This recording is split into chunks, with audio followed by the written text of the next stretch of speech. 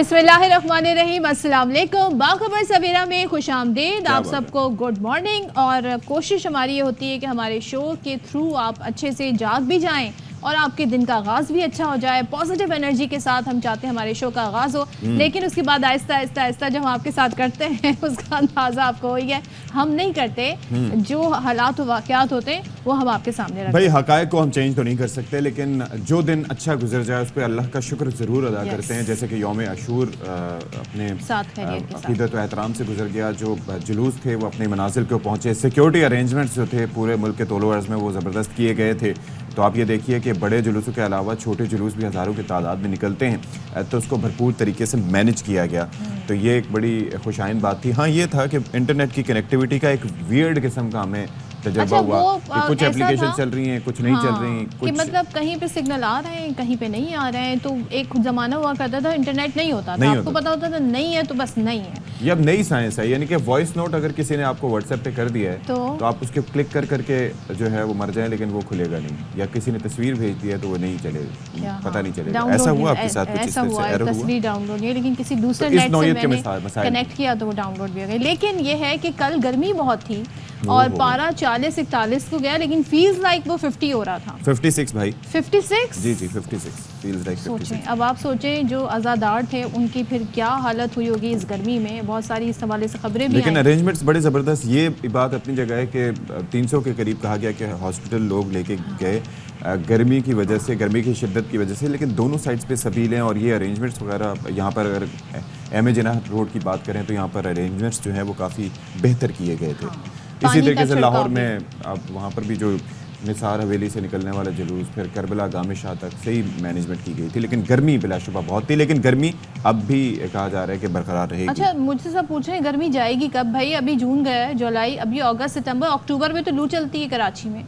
तो खैर बाकी मुल्क में तो बारिश हो रही है तो वो लोग भरपूर एंजॉय कर सकते हैं। हाँ, इंटरनेशनली जो खबर हम काफ़ी दिनों से देख रहे हैं वो सदर जो बाइडन के हवाले से है। थोड़ा सा उसका भी आपको बता देते हैं कि अब वो खुद उन्होंने इंडिया दे दिया है जी कि मैं दस्तबरदार हो रहा हूँ as candidate for my party which is democrat. हाँ, वो ये कह रहे हैं कि उन पर इतना दबाव पड़ रहा है कि ज़ाहिर है वो जो उनके पार्टी के डोनर्स हैं, कैंपेनर्स हैं, वो कह रहे हैं जी आप रिप्लेस करें, नहीं तो हम इस दौड़ से बाहर हो जाएंगे। सो लेट्स सी क्या होता है, लेट्स सी क्या होता है, क्योंकि ये बहुत बड़ी चीज़ है। असल में चक्कर ये है कि वो इल्ज़ाम भी लगा रहे हैं कि कई लोग जो हैं वो सदारती इंतखाब, जैसे कि एलोन मस्क के ऊपर भी इल्ज़ाम लगा दिया उन्होंने कि जी असरअंदाज होने की और ख़रीदने की कोशिश कर रहे हैं, और ये इस तरीके की चीज़ें काफ़ी बातें हो रही हैं। तो अब वल्लाह आलम क्या चल रहा है पसे पर्दा। तो उनके जो पोल्स वगैरह होते हैं लोग उसको बड़ा सीरियस लेते हैं, तो उसमें भी बहुत सारे लोग जो हैं वो राय दे रहे हैं। अच्छा, जब पोल्स की बात आ रही है तो हम यहाँ पर ज़रा आ जाते हैं रेटिंग एजेंसीज़ पर। रेटिंग एजेंसीज़ प्रोग्राम की नहीं, रेटिंग एजेंसीज़ मुल्क की मईशत के हवाले से, मुल्क के जो सियासी हालात व वाक़यात है उस हवाले से। फिच की रिपोर्ट आई है कि आलमी मालियाती इदारा है, और हमने देखा कि पिछले दिनों मोडीज़ की भी रिपोर्ट सामने आई, अब इनकी रिपोर्ट भी सामने आई है। और ये रिपोर्ट जी हमें बताती है कि नून लीग की हुकूमत अगले 18 महीने इक़्तिदार में रहेगी और IMF में माली इस्लाहात नाफिज करने में कामयाब हो जाएगी। यानी कि अगर 18 महीने में वो जो IMF की तरफ से सजेस्ट की हुई फिस्कल रिफॉर्म्स है वो कर लेती है तो उनके लिए आसानी होगी। लेकिन अगर इस दौरान कुछ हालात व वाक़यात ऐसे हो गए, प्रोटेस्ट की किसी सूरत हाल हो गई बिकॉज ऑफ माशी हालात, तो फिर इस हुकूमत को ख़तरा हो सकता है। अच्छा। लेकिन अगर इस सूरत में हुकूमत जाती भी है, वो कह रहे हैं विच इज़ अनलाइकली, लेकिन अगर हुकूमत जाती भी है तो फिर इंतखाबात नहीं होंगे, फिर टेक्नोक्रेट सेटअप आ जाएगा। लेकिन आप ये देखें ना कि 18 महीने का आपने नंबर तो दे दिया ना। अब वो जो बेसिक नंबर है उसने सबको हिला के रख दिया कि भाई एक ऐसा इदारा जो मालियाती मामलात को देखता है वो 18 महीने की प्रेडिक्शन और उसके बाद टेक्नोक्रेट सेटअप की प्रेडिक्शन क्यों कर दे सकता है।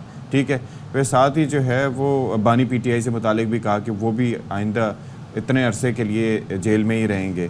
तो ये प्रेडिक्शंस बड़ी बोल्ड किस्म की प्रेडिक्शंस हैं। ये तो पाकिस्तान में बैठा कोई बंदा नहीं कर सकता। प्रिसाइज प्रेडिक्शन के 18 माह का जो ये नंबर दिया है ना, ये थोड़ा सा हमें और जाहिर है जब आप इस तरह की प्रेडिक्शन कर देते हैं तो जो इन्वेस्टर है वो घबराएगा, जो मालियाती इदारे हैं वो घबराएंगे। अब ज़ाहिर है IMF से हमारे मामलात हैं, उन्हें दूसरे ममालिक से बैरूनी फंडिंग हमें हासिल करनी है, उनका भी आप पे ट्रस्ट नहीं रहेगा। बिकॉज इस तरह की अगर रिपोर्ट्स आएंगी तो ये पता लगाना हुकूमत का काम है कि भाई किस बुनियाद पर इस नतीजे पर पहुंची है फिच रेटिंग एजेंसी, आलमी मालियाती इदारा। बेसिकली वो अपना एक इस तरह का सर्वे देते रहते हैं, बट इतने प्रिसाइज, दैट इज सरप्राइजिंग। और वो बातें जो यहाँ पर रहते हुए हम नहीं कर पाते, बाकी सारी चीज़ें भी उन्होंने कि किस तरीके से महंगाई की शरह क्या रहेगी, एटसेट्रा एटसेट्रा, इस तरह की भी चीज़ें की।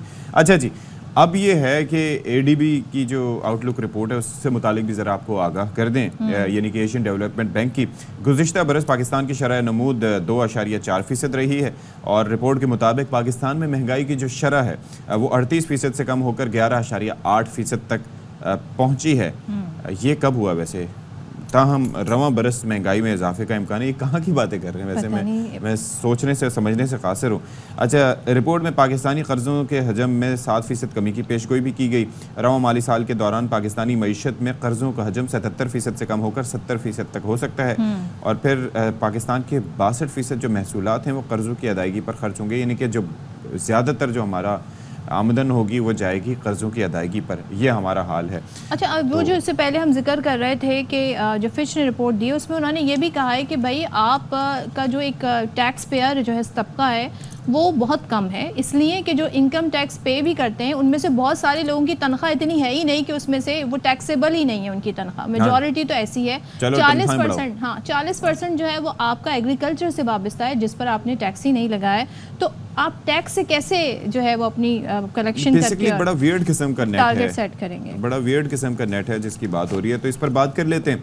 साबिक गवर्नर सिंध मोहम्मद ज़ुबैर साहब हमारे साथ मौजूद हैं। Good morning to you governor साबिक गवर्नर सिंध मोहम्मद ज़ुबैर हमारे साथ मौजूद हैं। ज़ुबैर साहब, ये ज़रा फरमाइएगा कि ये जो फिच की जानिब से प्रेडिक्शन दी गई है, it's a very bold statement I say, क्योंकि यहाँ पर रह के इस तरह से बात करना, इस तरह से चीज़ों को प्रेडिक्ट करना, इट्स नेवर ईजी। और फिर आगे का प्रेडिक्शन भी ये कि आगे टेक्नोक्रेट सेटअप आएगा, यानी कि ये बात इससे पहले जब वो निगरान सेटअप चल रहा था तो उस वक्त भी ये शोशा छोड़ा गया था कि टेक्नोक्रेट सेटअप आ सकता है, लेकिन अब फिच की जानिब से ये प्रेडिक्शन जो है, आप इसको कैसे देखते हैं? ये बहुत ही बड़ी स्टेटमेंट है। ये कैसे इस नतीजे तक पहुँचे हैं मुझे नहीं पता, बट नॉर्मली इसका मतलब जाहिर सी बात है इसका पॉलिटिकल इकोनॉमिक कॉन्सिक्वेंसेस हैं। अगर एक रेटिंग एजेंसी ये कह रही है कि 18 महीने के लगभग ये प्रेजेंट हुकूमत चलेगी, तो इसका मतलब ये है कि ये अनसर्टेनिटी की तरफ इशारा कर रहे हैं, पॉलिटिकल इंस्टेबिलिटी की तरफ इशारा कर रहे हैं। ये समझ रहे हैं कि पाकिस्तान में स्टेबिलिटी नहीं आएगी, तब जाके 18 महीने में गिरेगी ना। मैंडेट तो 5 साल का है पाकिस्तान के आइन के हिसाब से कि जी अभी मार्च 2024 में हुकूमत ने टेक ओवर किया था, तो उसके हिसाब से फरवरी 2000 या मार्च 2029 तक ये हुकूमत रहनी थी, लेकिन इस रिपोर्ट के हिसाब से ये कह रहे हैं 18 महीने, और इसके बाद इनके मुताबिक कि इलेक्शन नहीं होंगे, एक टेक्नोक्रेट्स की हुकूमत आएगी। अब ये एक मतलब ऐसे ड्राइंग रूम में तो ऐसी बातें होती हैं, लेकिन एक रेटिंग एजेंसी के लिए ये रिपोर्ट देना, इसके बहुत नेगेटिव जो इम्प्लिकेशंस होंगे ग्लोबल जो फाइनेंशियल इंस्टीट्यूशंस हैं या रेटिंग एजेंसीज हैं दूसरी, या जो दोस्त ममालिक हैं, या जो दूसरे पोटेंशियल इन्वेस्टर्स हैं, या मार्केट्स हैं, बॉन्ड मार्केट, करेंसी मार्केट, ये सारी वो इसको नेगेटिव लेंगी कि इसका मतलब ये है कि 18 महीने में तो इसलिए गिरेगी कि या तो इकॉनमी आपकी बहुत ख़राब होती चली जाएगी और फिर किसी के पास कोई ऑप्शन नहीं रहेगा सिवाय इसके कि इस हुकूमत को ख़त्म करके टेक्नोक्रेट्स की हुकूमत बिठाई जाए। टेक्नोक्रेट की हुकूमत का मतलब ये है कि असेंबली नहीं होगी और सिर्फ ऐसे लोगों को हुकूमत में लाया जाएगा जो पॉलिटिकल बैकग्राउंड के ना हो, लेकिन ये इकॉनमी को ख़ास तौर पर समझते हों, और वो ला के फिर उसको दुरुस्त किया जाएगा। तो इसके नेगेटिव असरात होंगे। जी, और ज़ाहिर है उन्हें इस तनाजुर में भी सूरत हाल पर बात की कि ये एक ऐसी गवर्नमेंट है जो कि वीक गवर्नमेंट है। आप सोचें ना, इनके एक इत्तेहादी पीपल्स पार्टी, अभी पिछले दिनों आसिफ अली जरदारी साहब सदर मुमलिकत का क्या बयान आया, तो वो कैसे ये जो रिफॉर्म्स हैं IMF की तरफ से फ्लोट करदा, इस पर कैसे काम करेगी, क्योंकि फिर आवाम के लिए मुश्किल होगी। लेकिन वो जो अशफाक ने बात की ना कि सरप्राइजिंग फैक्टर है कि पूरी टाइमलाइन दे रहे हैं। अब वो आगे ये भी बता रहे हैं, मतलब उनकी इस हद तक वो आगे जाके बता रहे हैं कि जो बानी PTI हैं वो ज़ेर हिरासत ही रहेंगे, यानी सियासी मंजरनामे पे भी उनकी पूरी नज़र है और उस पर भी उन्होंने तबसरा किया, तो उस पर क्या कहिएगा? हुकूमत ने तो बड़ा क्लियरली कह दिया, अगर आप राना सनाउल्लाह या आप एहसन इकबाल वगैरह के कि जी इमरान खान को अभी जेल में ही रहना पड़ेगा अगले 5 साल या जितने भी पीरियड के लिए। फिच की उस बात से तो मैं इत्तेफाक करता हूँ कि आइंदा चंद हफ्तों में या महीनों में मैं नहीं समझ रहा कि गवर्नमेंट इतना बड़ा स्टेप उठाएगी, बावजूद इसके कि कोर्ट्स के पास कोई ऐसा केस नहीं होगा जिसकी बुनियाद पर वो इमरान खान को अंदर रख सकें। ज़्यादातर केसेस पे उनको बेल मिल चुकी है, उनके ख़िलाफ़ जो भी फैसले आए थे वो ख़त्म हो चुके हैं, लेकिन गवर्नमेंट की इंटेंशन तो नहीं है कि वो छोड़ेंगे। तो मैं इस बात से एग्री करता हूँ फिज की कि मैं नहीं समझता कि वो अभी बाहर आएंगे। अच्छा, फिर साथ ही ये प्रेडिक्शन भी कि सियासी जो सूरत हाल बनेगी वो मईशत को भी डीरेल कर सकती है, तो क्या गवर्नमेंट की जानिब से जो इक़दाम किए जाएंगे आपके नज़र में वो ऐसे होंगे कि इससे निमटने के लिए काफ़ी हों? बिल्कुल सही इशारा किया। देखें जी, ये तो बड़ा स्टैंडर्ड एक चीज़ है कि अगर पॉलिटिकल इंस्टेबिलिटी हो, सियासी इस्तेकाम ना हो तो मईशत आगे नहीं बढ़ सकती, क्योंकि मईशत उस माहौल में आगे बढ़ती है जब सियासी तौर पर इस्तेकाम हो मुल्क में, एक मनज़्ज़म तरीके से, मैं ये नहीं कह रहा कि मार्शल लॉ टाइप सिचुएशन हो, लेकिन एक फंक्शनिंग डेमोक्रेसी हो जिसमें आप एक हुकूमत है, एक अपोजिशन है, दोनों एक दूसरे का भरपूर जैसे मुखालफत करते हैं, जैसे अपोजिशन का काम होता है मुखालफत करना, लेकिन जहाँ ज़रूरी होता है वहाँ साथ भी बैठते हैं और इस्लाहात भी करते हैं। और इस वक्त पाकिस्तान में जो ज़रूरत है, सबसे ज़्यादा ज़रूरत है, वो इस्लाहात की ज़रूरत है। जो IMF के साथ प्रोग्राम पाकिस्तान ने तय किया है उसके मुताबिक पाकिस्तान को इस्लाहात करने, टैक्स के निज़ाम में करने, एनर्जी सेक्टर में करने, पब्लिक सेक्टर एंटरप्राइजेस में करने, और उसके लिए हुकूमत को सख्त फ़ैसले भी करने। सख्त फैसले तो उस वक्त करेगी हुकूमत जब सियासी इस्तेकाम होगा। अगर सियासी इस्तेकाम नहीं होगा तो हुकूमत के लिए मुश्किल हो जाएगा, क्योंकि उसमें अवाम की पजीराई शामिल नहीं होगी।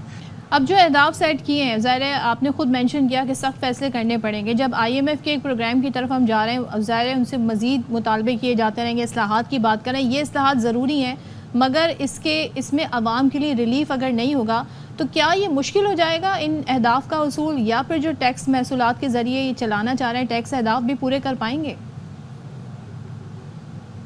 बहुत ज़्यादा मुश्किल होगा, बहुत ही ज़्यादा मुश्किल होगा। देखें जी, जो टैक्स जो कलेक्शन की बात की गई है जो इस बजट में, वो 40% अभी ये जो जून में साल ख़त्म हुआ है इसके मुकाबले में अगले एक साल में 40% इजाफ़ा। अब 40% इजाफ़ा बहुत बड़ा है उस तनाजुर में कि मईशत जो है वो ज़्यादा से ज़्यादा 3% बढ़ेगी। इस रिपोर्ट में भी ये कहा जा रहा है तकरीबन 3.2% बढ़ेगी। इस साल 2.3% थी जो अभी साल ख़त्म हुआ फिस्कल ईयर। तो इकॉनमी आपकी बिल्कुल सुकड़ रही है, बढ़ नहीं रही है उस तनासुब से जितनी बढ़नी चाहिए। अगर आप उसको भी शामिल करें कि पॉपुलेशन ग्रोथ पाकिस्तान में तकरीबन 2.7% है, तो वो तो इतनी तो पॉपुलेशन ग्रोथ ही की वजह से आपकी ग्रोथ वाइप आउट हो जाती है। तो आप खुद सोचें कि अगर इकॉनमी नहीं बढ़ेगी तो 40% टैक्स महसूलात कैसे बढ़ सकेंगे। इसका मतलब ये है जो हुकूमत ने अभी किया है, जो टारगेट रखा है उसमें नए टैक्सेस लगाए हैं, नए टैक्सेस तकरीबन 1.7 ट्रिलियन रुपीज़ के लगाए हैं, जो कि अहदाफ हासिल करना बहुत ही ज़्यादा मुश्किल लगता है मुझे। और बल्कि मैं तो बिल्कुल क्लियर कट आज कह सकता हूँ कि वो अहदाफ नहीं अचीव करेंगे जब तक एक और नया एक बजट नहीं आता। मिड टर्म नवंबर दिसंबर में एक और मिनी बजट आए, उसमें और टैक्सेस लगाए जाएं। एकदम से तो इकॉनमी बढ़नी नहीं शुरू हो जाएगी, तो जब तक इकॉनमी नहीं बढ़ेगी तो फिर टैक्स कलेक्शन कैसे पॉसिबल होगा। अच्छा, एक और चीज़ भी है कि ये ज़राअत का शोबा जो हमारा वैसे ही मुतासर है, यानी कि पहले फूड सिक्योरिटी हुआ करती थी एक वक्त था मुल्क में, अब फूड इनसिक्योर हम हो गए हैं। ऊपर से फिर ये कहा जा रहा है कि सैलाब और खुशहाली भी ज़राअत के लिए ख़तरनाक साबित हो सकती है। तो क्या ये भी एक मौशी रिस्क हो सकता है हमारे लिए?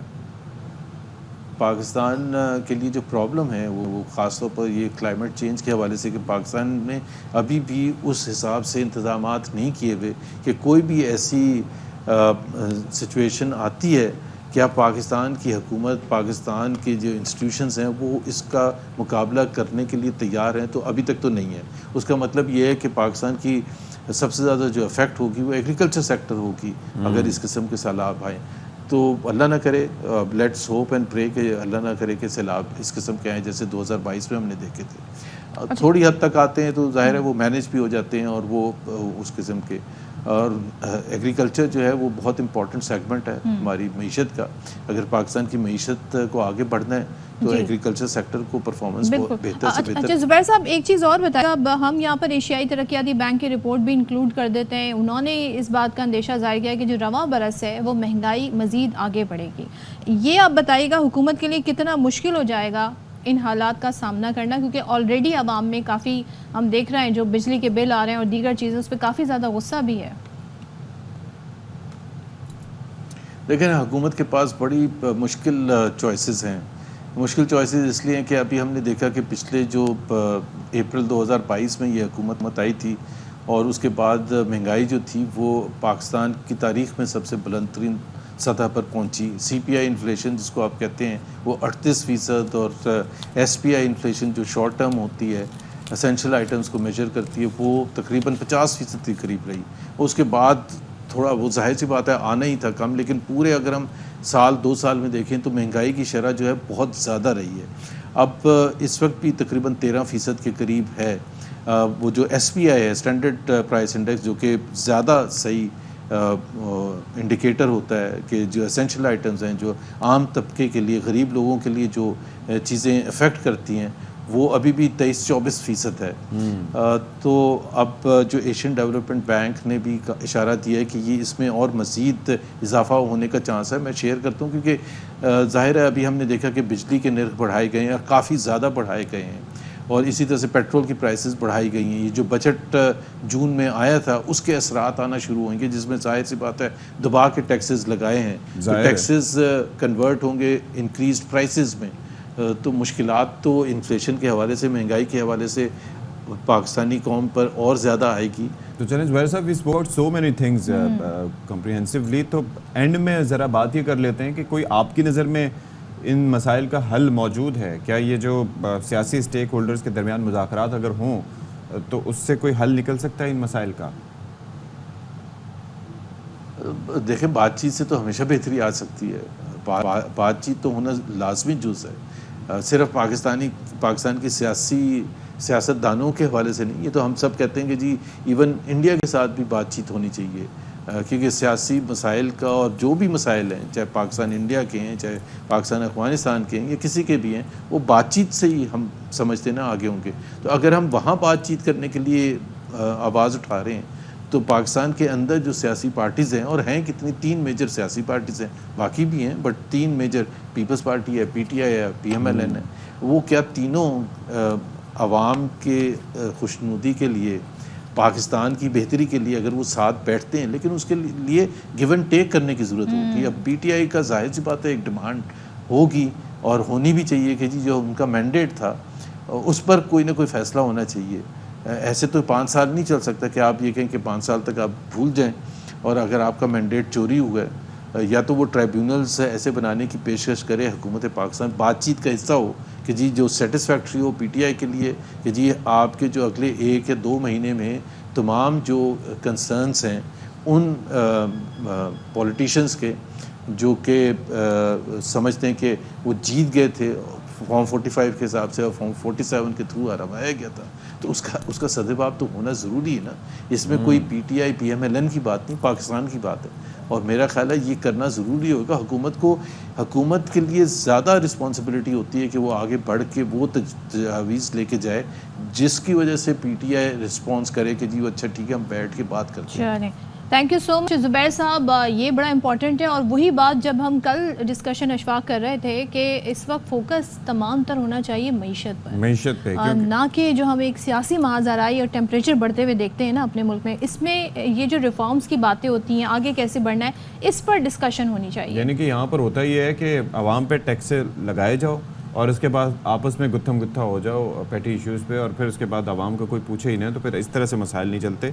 स्टेक होल्डर्स मिलकर बैठें और आवाम को रिलीफ देने का सोचें, इंस्टेड के क्या करना है आगे और किस तरीके से महाजाराई करनी है। बहरहाल महंगाई का जो हम सिलसिला जिसकी हम बात कर रहे थे, एडीबी की रिपोर्ट मुझे समझ में नहीं आई थी कि उन्होंने किस बुनियाद पे दी है कि महंगाई में कमी हुई है, हालांकि उसके बरक्स हम देख रहे हैं कि महंगाई में इजाफा होता जा रहा है और हुकूमती दावे अपनी जगह रहें। अशिया खुरनोश की कीमतें मुसलसल यानी कि हर गुजरते दिन के साथ, हर नई सुबह के आगाज़ के साथ उनमें इजाफा होता जा रहा है। अच्छा, इसमें क्या क्या अशिया हैं ओवरऑल अगर हम बात करें तो बिजली, मतलब you won't be surprise obviously, बनस्पति घी, कुकिंग ऑयल, दालें, आटा, चीनी, दूध, मुर्गी का गोश्त सर फहरिस्त हैं। बाकी रह क्या गया जिनके बिना आपका गुजारा नहीं है। अच्छा, मजमूई तौर पर 25 अशिया ज़रूरिया के दाम बढ़े हैं सदफ अब्दुल जब्बार, और महंगाई की शरह 23% से ज़्यादा रिकॉर्ड की गई है। मुख्तलिफ ब्रांड्स के कुकिंग ऑयल की कीमत में 30 से 40 रुपये फ़ी लीटर इजाफा हुआ, यानी कि 5-20 यानी कि 200 रुपये फ़ी डब्बा अगर 5 लीटर का डब्बा हो तो अंदाज़ा कीजिए। और फिर उसके बाद ये है कि काले चने 65 रुपये, दाल मूंग 60 रुपये, दाल माश 50 रुपये, दाल चना 45 रुपये फ़ी किलोग्राम महंगी हुई। मुझे ऐसा लग रहा है मैं किसी दुकान पर बैठ के रेट बता रहा हूँ। क्या बात है। और रेट आप अगर दुकान में ऐसे बैठ के बताएं ना तो फिर पब्लिक आपसे पूछेगी, क्योंकि ये मजबूर है आवाम, ज़ाहिर है ये ज़रूरी अशिया है, इसके बिना आपके घर में हांडी नहीं पकेगी, खाना नहीं बनेगा, और बिजली के बिना इस गर्मी में आप कैसे रह सकते हैं। तो बिजली के बिल भी आपने लाजमी, चाहे वो जितने भी बिल आएँ वो अदा करने हैं। मुर्गी भी महंगी हो गई, यानी कि आप देखें बकरा ईद के बाद ये होता है कि कुछ अरसे तक मुर्गी की कीमतें फ्लक्चुएट कर रही होती हैं, यानी कि इतनी उसकी डिमांड नहीं होती क्योंकि लोगों ने अल्हम्दुलिल्लाह फ्रीज़र भरे हुए होते हैं और फ्रीज़र भरे हुए होते हैं। लेकिन अब ये है कि चूँकि वो स्टॉक खत्म होना शुरू हुआ तो फिर मामला जो हैं वो ख़राब हो गए। तो सक्कर से हमारे साथ जहाज़ेब वसीर मौजूद हैं और क्वेटा से हमारे साथ अब्दुल्ला मक्सी मौजूद हैं। तो ज़रा बात कर लेते हैं कि भाई हो क्या रहा है सदफ, क्या मामलात हैं। तो पहले सक्खर चलते हैं और वहाँ पे पूछते हैं ज़रा। तो जहाज़ेब आपकी तरफ हम आते हैं, ज़रा हमें बताइएगा कि वही यहाँ पर बात हो रही है कि अचानक से हम ये देख रहे हैं कि चिकन के जो प्राइस हैं वो काफ़ी ज़्यादा बढ़ गए, यानी आम आदमी अगर मटन बीफ नहीं खा सकता तो वो चिकन पे गुजारा कर लेता था हफ्ते में 1 बार 2 बार। क्या प्राइस चल रहा है वहाँ पर सक्खर में? जी, मुर्गी की कीमतों में तो दिन ब दिन इजाफा होता जा रहा है। चंद रोज़ पहले जो मुर्गी 550 450 रुपये फ़ी किलो के हिसाब से फ़रोख्त होती थी, आज उस मुर्गी की कीमत 620 रुपये हो चुकी है। गरीब आवाम न पहले बड़ा गोश्त खा सकते थे, ना ही बकरे का गोश्त खा सकते थे, तो मुर्गी खाकर कुछ अपना गुजारा करते थे, कुछ प्रोटीन हासिल कर सकते थे। लेकिन अब मुर्गी भी जो है वो भी गरीब आवाम की दस्त रस से दूर हो चुकी है। अच्छा, ऐसा नहीं कि शहर के जो मुख्तलिफ इलाके हैं वहाँ पर जो मुर्गी की कीमतें हैं वो मुख्तलिफ हैं। अच्छा। और कुछ ऐसे इलाके हैं जहाँ पर मुर्गी की कीमत 420 है, तो चंद ही कदमों के फासले पर वहीं पर जो मुर्गी कीमतें 550 हो जाती हैं। इसी तरीके से आज का जो रेट है कीमतों का वो 620 रुपये है। शहर के किसी भी दुकान पर आप जाएं तो वहाँ पर जो मुर्गी की कीमतें हैं वो 620 रुपये फ़ी किलो के हिसाब से जो है मुर्गी इस वक्त फ़रोख्त हो रही है, लेकिन इसको कोई चेक करने वाला नहीं है। हालांकि प्राइस कंट्रोल कमेटियां बनाई गई हैं जिनकी जिम्मेदारी है कि अगर कोई ज़ायद मुनाफा वसूल करता है किसी शहरी से, गरीब आवाम से, तो उसके खिलाफ कार्रवाई कर रहे हैं। लेकिन लगता है ऐसे वो जो प्राइस कंट्रोल कमेटियां हैं वो सिर्फ फ़ोटो सेशन के लिए हैं। वो हफ्ते में 1 से 2 दफ़ा मार्केट में निकलती हैं, तस्वीरें बनवाती हैं और अपने हायर अथॉरिटीज़ को भेज देती हैं और सब अच्छा का राह पलाती हैं।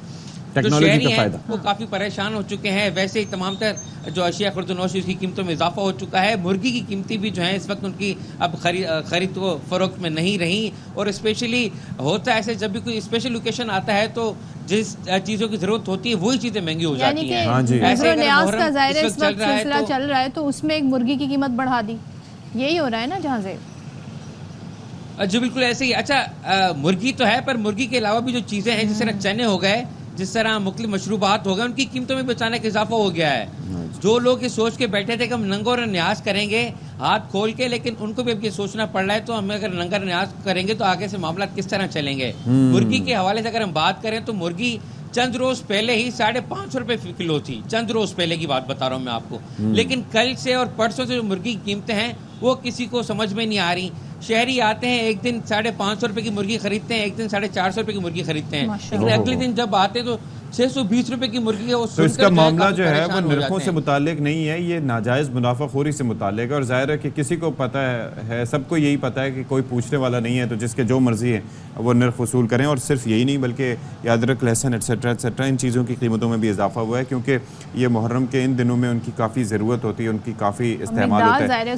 जी, तो अब्दुल्ला मक्सी साहब क्वेटा से हमारे साथ मौजूद हैं, उनसे भी ज़रा जान लेते हैं कि भाई हो क्या रहा है वहाँ पर। तो सब्जियों और फलों की कीमतों में बताया जा रहा है कि होशरुबा इजाफा हुआ है और टमाटर भी महंगे हुए हैं, फिर आम आपको पता है कि मौसम गर्मा में एक फलों का बादशाह उसे कहा जाता है और उसकी भी कीमतों में बहुत इजाफा हो गया है। तो ऐसे में दिल बैठ जाता है, कहाँ से लाएं हम एनर्जी? अब्दुल्ला मक्सी बताएं, आप किस तरह से वहाँ पर मौजूद हैं? आप भी मुझे खासे परेशान दिखाई दे रहे हैं नरखों को सुन के।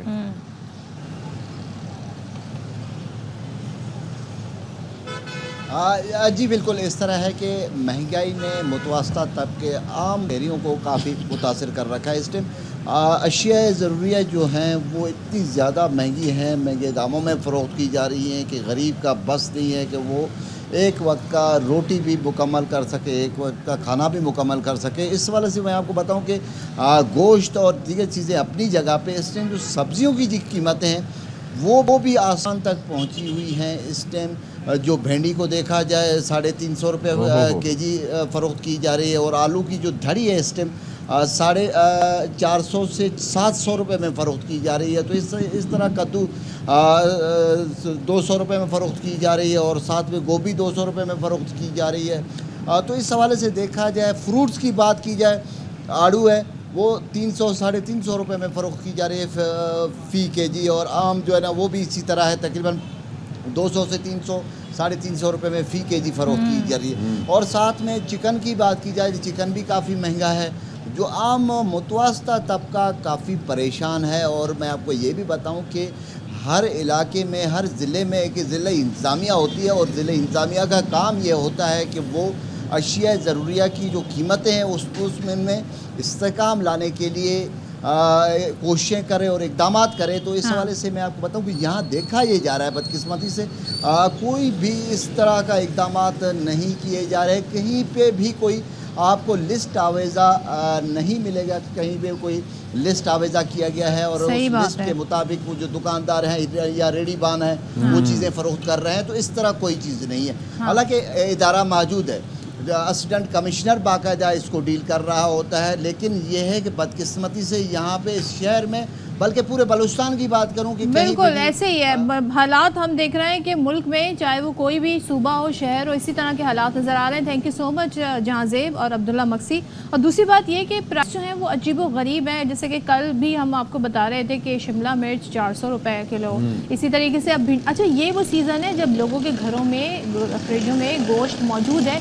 सब्जियों को कौन पूछता है जब गोश्त की डिश बन रही हो, लेकिन उसमें आप भिंडी की कीमत देख लें 300 साढ़े 300। इसी तरीके से आप जो फली होती है गवार की फली, उससे आप देख लें वो 200 रुपये किलो। और एक और चीज़ भी है कि सब्जियों का मामला ये है, सब्जियों का मामला ये है कि ये एक ऐसे आइटम्स होते हैं कि अगर कोई ना खरीदे तो खराब हो जाता है। लेकिन इसका मतलब ये हुआ अनानास भी पेरिशेबल आइटम है ना। अनानास क्यों याद आ जाता है आपको? वैसे पता नहीं मेरे जहन में अचानक ख्याल आ गया, पता नहीं तोशा खाना भी जहन में अचानक ही आ गया। आपने पेरिशेबल कहा ना तो ये लफ्ज़ ऐसे है वो उससे एसोसिएट मुझे याद आ गई। इससे पहले कि अशफाक को कुछ और याद आए, मैं ब्रेक ले रही हूँ। ब्रेक के बाद वापस। टाइम क्या हो रहा है वैसे?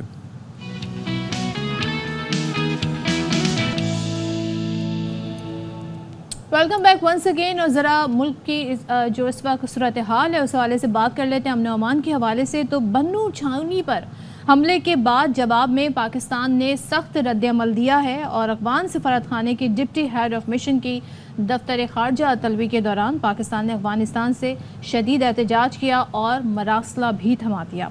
अब तर्जुमान दफ्तर खारजा का बताना है सूरत हाल के हवाले से कि बन्नू में हमला अफगानिस्तान में मुकीम हाफिज गुल बहादुर ग्रुप ने किया। हाफिज गुल बहादुर ग्रुप पाकिस्तान में कई हमलों में मुलव्विस है। अफगानिस्तान अपनी सरजमीन पाकिस्तान के खिलाफ होने से रोके और अफगान हुकूमत बन्नू हमले के जिम्मेदारों के खिलाफ कार्रवाई करे और जो दहशतगर्द तंजीमें हैं अफगानिस्तान में वो पाकिस्तान के लिए ख़तरा हैं। अब ये भरपूर तरीके से हमने एहतजाज उनसे रिकॉर्ड कराया है, लेकिन एज एक्सपेक्टेड थे कि अफगान हुकूमत इस पर क्या जवाब देगी। हमें आइडिया है कि उनकी तरफ से कोई इस हवाले से ऐसा जवाब नहीं आता है। आप ये देखें कि अमरीकी महकमा खारजा के तर्जुमान मैथ्यू मिलर भी ये कहते हैं कि पाकिस्तानियों ने दहशत गर्दों के हाथों बहुत नुकसान उठाया और फिर ये भी कहा कि काबुल यकीनी बनाए कि अफगान सरजमीन से दहशत गर्द हमले ना हों। और फिर तर्जुमान Pentagon major general Patrick Ryder ने भी ये कहा कि पाकिस्तान खत्ते में दहशत गर्दों से मुश्किल जंग लड़ रहा है। तो ऐसे में हम ज़रा बात कर लेते हैं, तज्जिया ले लेते हैं ये कि हमारे ये मामला असल में है क्या। ब्रिगेडियर डॉक्टर राशिद वली जंजुआ साहब हमें अलसुब ज्वाइन करें। Very good morning to you doctor Rashid Wali Janjua साहब। ये ब्रिगेडियर साहब फरमाइएगा कि इस वक्त जो मामलात हैं और अफ़गानिस्तान से एक अरसे से ये सिलसिला चला आ रहा है, सन 2014 से लेके या इससे पहले से लेके अफ़गान सरज़मीन पाकिस्तान के ख़िलाफ़ वन वे और दी अनदर इस्तेमाल होती है और पाकिस्तान हमेशा अपना एक भरपूर किरदार अदा करता रहा है, भले वो अमरीकी फ़ौज का इनखला हो, उसके बाद वहाँ से लोगों का इनखला हो या फिर अफ़गान मुहाजिरीन को पाकिस्तान में पनाह देना हो, उनको यहाँ पर बराबरी की बुनियाद पर उनके साथ सलूक करना हो, लेकिन वहाँ से हमेशा नेगेटिव रिएक्शन सामने आया है। तो अभी ये जिस तरीके से बुला के एक एहतजाजी मरासला दिया गया है, do you think that is enough? I think that will be followed up by more engagement. और हमारे पास सारा नहीं है कि इनके साथ बड़ी स्ट्रॉन्ग हमारी है बायलैटरली, वो बहुत होनी चाहिए। और हमें अपने जो ममालिक हैं, चाइना का खासा असर है अफगानिस्तान में, उसकी हेल्प भी लेनी चाहिए कि China should now lean on Afghan अबूरी हुकूमत, ताकि वो उनको ये बाबत करवा सके कि हिस्से में जो अफगानों के वाक़ात हैं तो चाइना उसको जब वो दहशतगर्द नहीं रोकेंगे तो उसके से उनकी हेल्प नहीं करेगा। और जैसा आप एक तारीख रही है अफगान सरहद की, जहाँ से सोवियत टाइम और US के इन्वेजन के टाइम पे एक जारी रही है और ये हमारा इलाका पहले इस्तेमाल होता था। अब वहाँ से दोहरी तब्दीली आई है 2021 के बाद, जो लोग नहीं समझ वो ये तब्दीली है कि अफगानिस्तान में कैसे हुकूमत इख्तियार आ चुकी है, वो एक आइडियोलॉजिकल वेल स्प्रिंग्स हैं बाहर से मुल्ला का जो है वो देते हैं आखिरी हुकूमत, तो चाहे हुकूमत में कुछ चाहे भी तो पाकिस्तान के साथ करें, TPP ट्रेनिंग करें, मगर तो वहाँ से आता है तो आइडियोलॉजी स्ट्रॉन्ग है TPP के साथ। ये समझते हैं अमेरिकनों के साथ मदद किया था, इनको उसको आज इन द सेम पॉइंट। दूसरा जो TPP को एक ट्रांसफर दे यंग आइडियोलॉजी पर। ओके, ठीक है राशिद वली जंजुआ साहब, आप साथ ही रहिएगा बिकॉज हम यहाँ पर मैं एक चीज़ और मेंशन करना चाहती हूँ कि किस तरीके से जो कंट्री टू कंट्री मामलात होते हैं। रिसेंटली अभी हमारा ईरान और पाकिस्तान का जो इशू हुआ था जनवरी में, जिसमें जो ड्रोन अटैक हुआ, फिर पाकिस्तान ने रिटेलिएट किया और फिर उस दोनों ममालिक ने मिलकर इस मामले को रिजॉल्व किया कि भाई ऐसा नहीं होना चाहिए। अफसोस का इजहार किया गया ईरान की जानिब से। अब जब हम ये बताते हैं कि जी अफगानिस्तान में फ़लाँ दहशतगर्द ग्रुप पाकिस्तान के अंदर आकर दहशतगर्दी की कार्रवाइयाँ कर रहा है या करवा रहा है, बार बार हम अफगानिस्तान से ये मुद्दा उठाते रहे, लेकिन वहाँ से हमें कोई एक रिस्पॉन्सिबल जवाब नहीं आता है। तो ये तो बड़ा ये मामला तो एक तरह से तय हो गया है कि वहाँ से हम वो चीज़ एक्सपेक्ट नहीं कर सकते जो कि हमने ईरान के साथ की।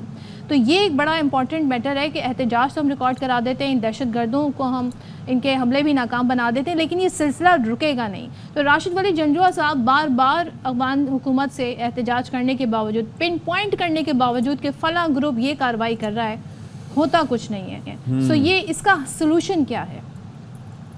सलूशन ये है कि हमें अफगान हुकूमत को एक एग्रेसिवली इस तरह की सिफारत करें कि उनको ये बावर हो कि पाकिस्तान जो है इसके बाद ये ठहरेगा नहीं, और चाइना और बाकी जो हमारे नेबर्स हैं उनको साथ मिला के इन पे प्रेशर डालें। उसके बाद इनके जो पाक अफगान बॉर्डर पे ये पख्तिया, खोस, नंगरहार पे ये बेसिस हैं, उनको कोलैबोरेटिव कार्रवाई करें अफगान अबूरी हुकूमत को साथ लेकर, और उनको बताएं कि अगर ये हमारा हक है इन पे हमला करना, क्योंकि यहाँ से इन बेसिस से हम इजाज़त नहीं दे सकते कि वो तशकीलें यहाँ से भेजें और उसको राह की भी मदद हो। नहीं, लेकिन बात ये कि सर सॉरी टू इंटरप्ट, लेकिन ये रियलाइजेशन तो हो ना, पहले तो ये एक्सेप्टेंस हो कि हाँ जी यहाँ से पाकिस्तान के खिलाफ कुछ हो रहा है, क्योंकि ऐसा नहीं हो सकता। अफगानिस्तान का जो इंफ्रास्ट्रक्चर है और वहाँ पर वो अभी एक रीबिल्डिंग के मराहिल से वो मुल्क गुजर रहा है, तो वहाँ पर ऐसा नहीं हो सकता है कि यहाँ के अंदर से ऐसे लोग मौजूद ना हो जो ऐसे अनासर को सपोर्ट करते हों। तो इसी वजह से हम ये देखते हैं कि एक्सेप्टेंस भी नहीं आती। जब पाकिस्तान कोई शिकायत लेके जाता है तो उस तरीके से एक्सेप्ट भी नहीं किया जाता कि ऐसा कुछ है। जी बिल्कुल ऐसा ही है, क्योंकि अफगान दे आर वाइली कस्टमर्स। अभी दोहा 3 में जो हुआ यूएन के एजेस के नीचे प्रोसेस, उसमें हमारा जो डेलीगेशन था उसने साइडलाइन पे बायलैटरली इनसे मुलाकात की, इनके डेलीगेशन से, क्योंकि इसका एजेंडा वो काउंटर नारकोटिक्स और इकोनॉमिक्स लिंकेजेस और इंगेजमेंट था।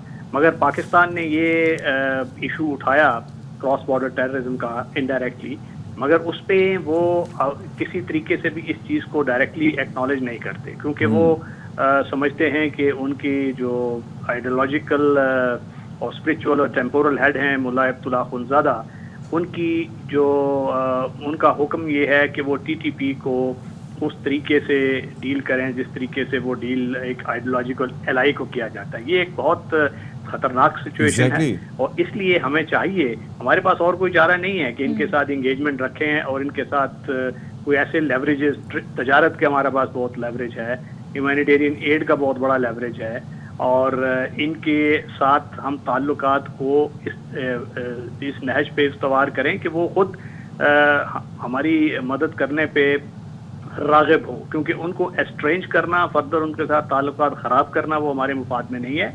और हमारे जो हलीफ ममालिक हैं, चीन जैसे, रूस जैसे, वो हमारी इसमें खासी मदद कर सकते हैं। ख़ास तौर पे चीन जो अभी ऑयल एक्सट्रैक्शन का वहाँ पे इन्वेस्टमेंट कर रहा है और मिनरल रिसोर्स एक्सट्रैक्शन का, और अफगान भी वो जानते हैं, क्योंकि जब उनके तजारती मफादात पे बात आती है तो उनको समझ आ जाती है कि अगर हमने ये अपना रवैश ना बदली तो हमें नुकसान होगा। तो वहाँ पे इन लिवरेजेस को पाकिस्तान को एक्सप्लॉइट करना चाहिए और अपने इलाके में अपनी अमलदारी को बेहतर बनाना चाहिए, और जो सिविल एडमिनिस्ट्रेशन है, काउंटर टेररिज्म डिपार्टमेंट है पुलिस का, और इवन जुडिशरी है, इन सब को मिलके अब इस खतरे से निपटने के लिए अपना अपना हिस्सा एग्रेसिवली डालना पड़ेगा, ना कि सारी चीज़ आर्मी पे छोड़ के, जो कि अकेली नंबर आजमा है। यानी कि आप ये कह रहे हैं कि हमें गवर्नमेंट लेवल पर, डिप्लोमेटिक लेवल पर इंगेज करना होगा इन ममालिक को, ताकि, और ये दहशतगर्द जो हैं ये सिर्फ पाकिस्तान में ही नहीं बल्कि अफगानिस्तान के अपने लिए भी बड़ा खतरा है। जो इमेज वो बिल्ड कर रहे हैं, ज़ाहिर है आपको दुनिया भर से कनेक्ट होना है, आपने ट्रेड करनी है, बिजनेस करना है, बहुत सारी FATF के जैसे मामलात होते हैं, तो वो सारी चीज़ों पर चेक एंड बैलेंस रखते हैं, तो आगे ग्रो कैसे करेंगे?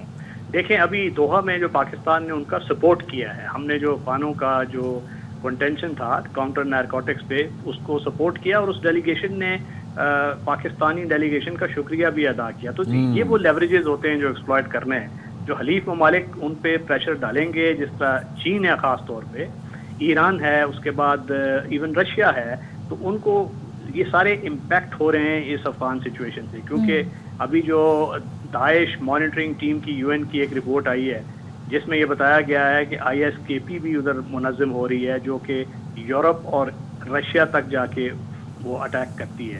उसके बाद ये TTP सबसे बड़ा ग्रुप बन के उभर रहा है, और इसको अलकायदा बड़ी तादाद में ज्वाइन कर रही है, उनको वो ट्रेनिंग दे रही है, और उनके साथ वो उसके डायरेक्टर वाबत हैं। तो ये जब UN का मॉनिटरिंग टीम ये इस किस्म की चीज़ कहती है, तो फिर दुनिया भी इस चीज़ का इजराक करती है। हाँ जी, करती है, बिल्कुल सही कह रहे हैं। दुनिया, इसराइल, अमेरिका और बाकी कुछ ममालिक के अलावा बाकी सबको इदराक होता ही है वैसे, अक़वाम मुत्तहिदा जो कहती है, और जो मुल्क अपने मुल्क से दहशतगर्दी होने दे रहा है उसके अलावा सबको इदराक होता है। Thank you so much Rashid Ali Jandua साहब हमारे साथ हैं, लेकिन उन्होंने जैसे पॉइंट आउट किया, हमें बड़ी उन ममालिक को इंगेज करने की ज़रूरत है जो इस खत्ते का सबसे बड़ी बात यह है कि ईरान को अपने साथ मिलाएं। Afghanistan is a land locked country, यानी कि वहाँ पर कोई पोर्ट नहीं है, कोई ऐसे नहीं है। चाइना को साथ मिला के हमें एक प्रेशर सिस्टमेटिकली करना होगा, बताना होगा कि भाई हम मुतासिर हो रहे हैं। और आप ये देखें कि ये भी वो दहशतगर्दी के खिलाफ जंग में जब हम शामिल हुए थे, उससे पहले तो हमारे बॉर्डर सेफ थे, बाद में सारा मामला जो है। अच्छा जी, अब इसी खत्ते में रहते हुए एक और मुल्क की बात करते हैं, और वहाँ से अक्सर और बेशतर ऐसी, अब कल हम आपको बता रहे थे 400 करोड़ 425 करोड़ थे, कितने वो निकले आए थे, जो कौन था उनका चपड़ासी था, कह रहे थे उनके अकाउंट से, बांग्लादेशी वज़ीर आज़म की बात करें। अब बांग्लादेश में जी कोटा सिस्टम के खिलाफ मुजाहरे हुए, और वो मुजाहरे बड़े पुरतशद्दुद किस्म के हमें वहाँ से मनाजिर देखने को मिले, झड़पें हुई। इस दौरान सोचें 6 तलबा जाँ बहक हो गए, और मुजाहिरीन की वज़ीर आज़म हसीना वाजिद के हामी तलबा विंग से झड़पें हुई। यानी कि मामला यहाँ पर पहुँच गया है कि वो तलबा जो कि वज़ीर आज़म के हामी हैं उनसे झड़पें हुई, और झड़पों में 100 से ज़ायद अफराद भी ज़ख्मी हुए, शाहराहें ब्लॉक हुई। अब ये कहते हैं मुतालबात की मंजूरी तक हम एहतजाज रखेंगे, जबकि वज़ीर आज़म ने मुतालबात को मानने से इनकार करते हुए मुजाहिरीन को पाकिस्तानी एजेंट करार दे दिया। क्या बात है, अब भारत को तो कुछ कह नहीं सकते। कितना आसान है किसी पे इल्ज़ाम लगा देना। अब पाकिस्तान और भारत को तो कुछ कह नहीं सकते।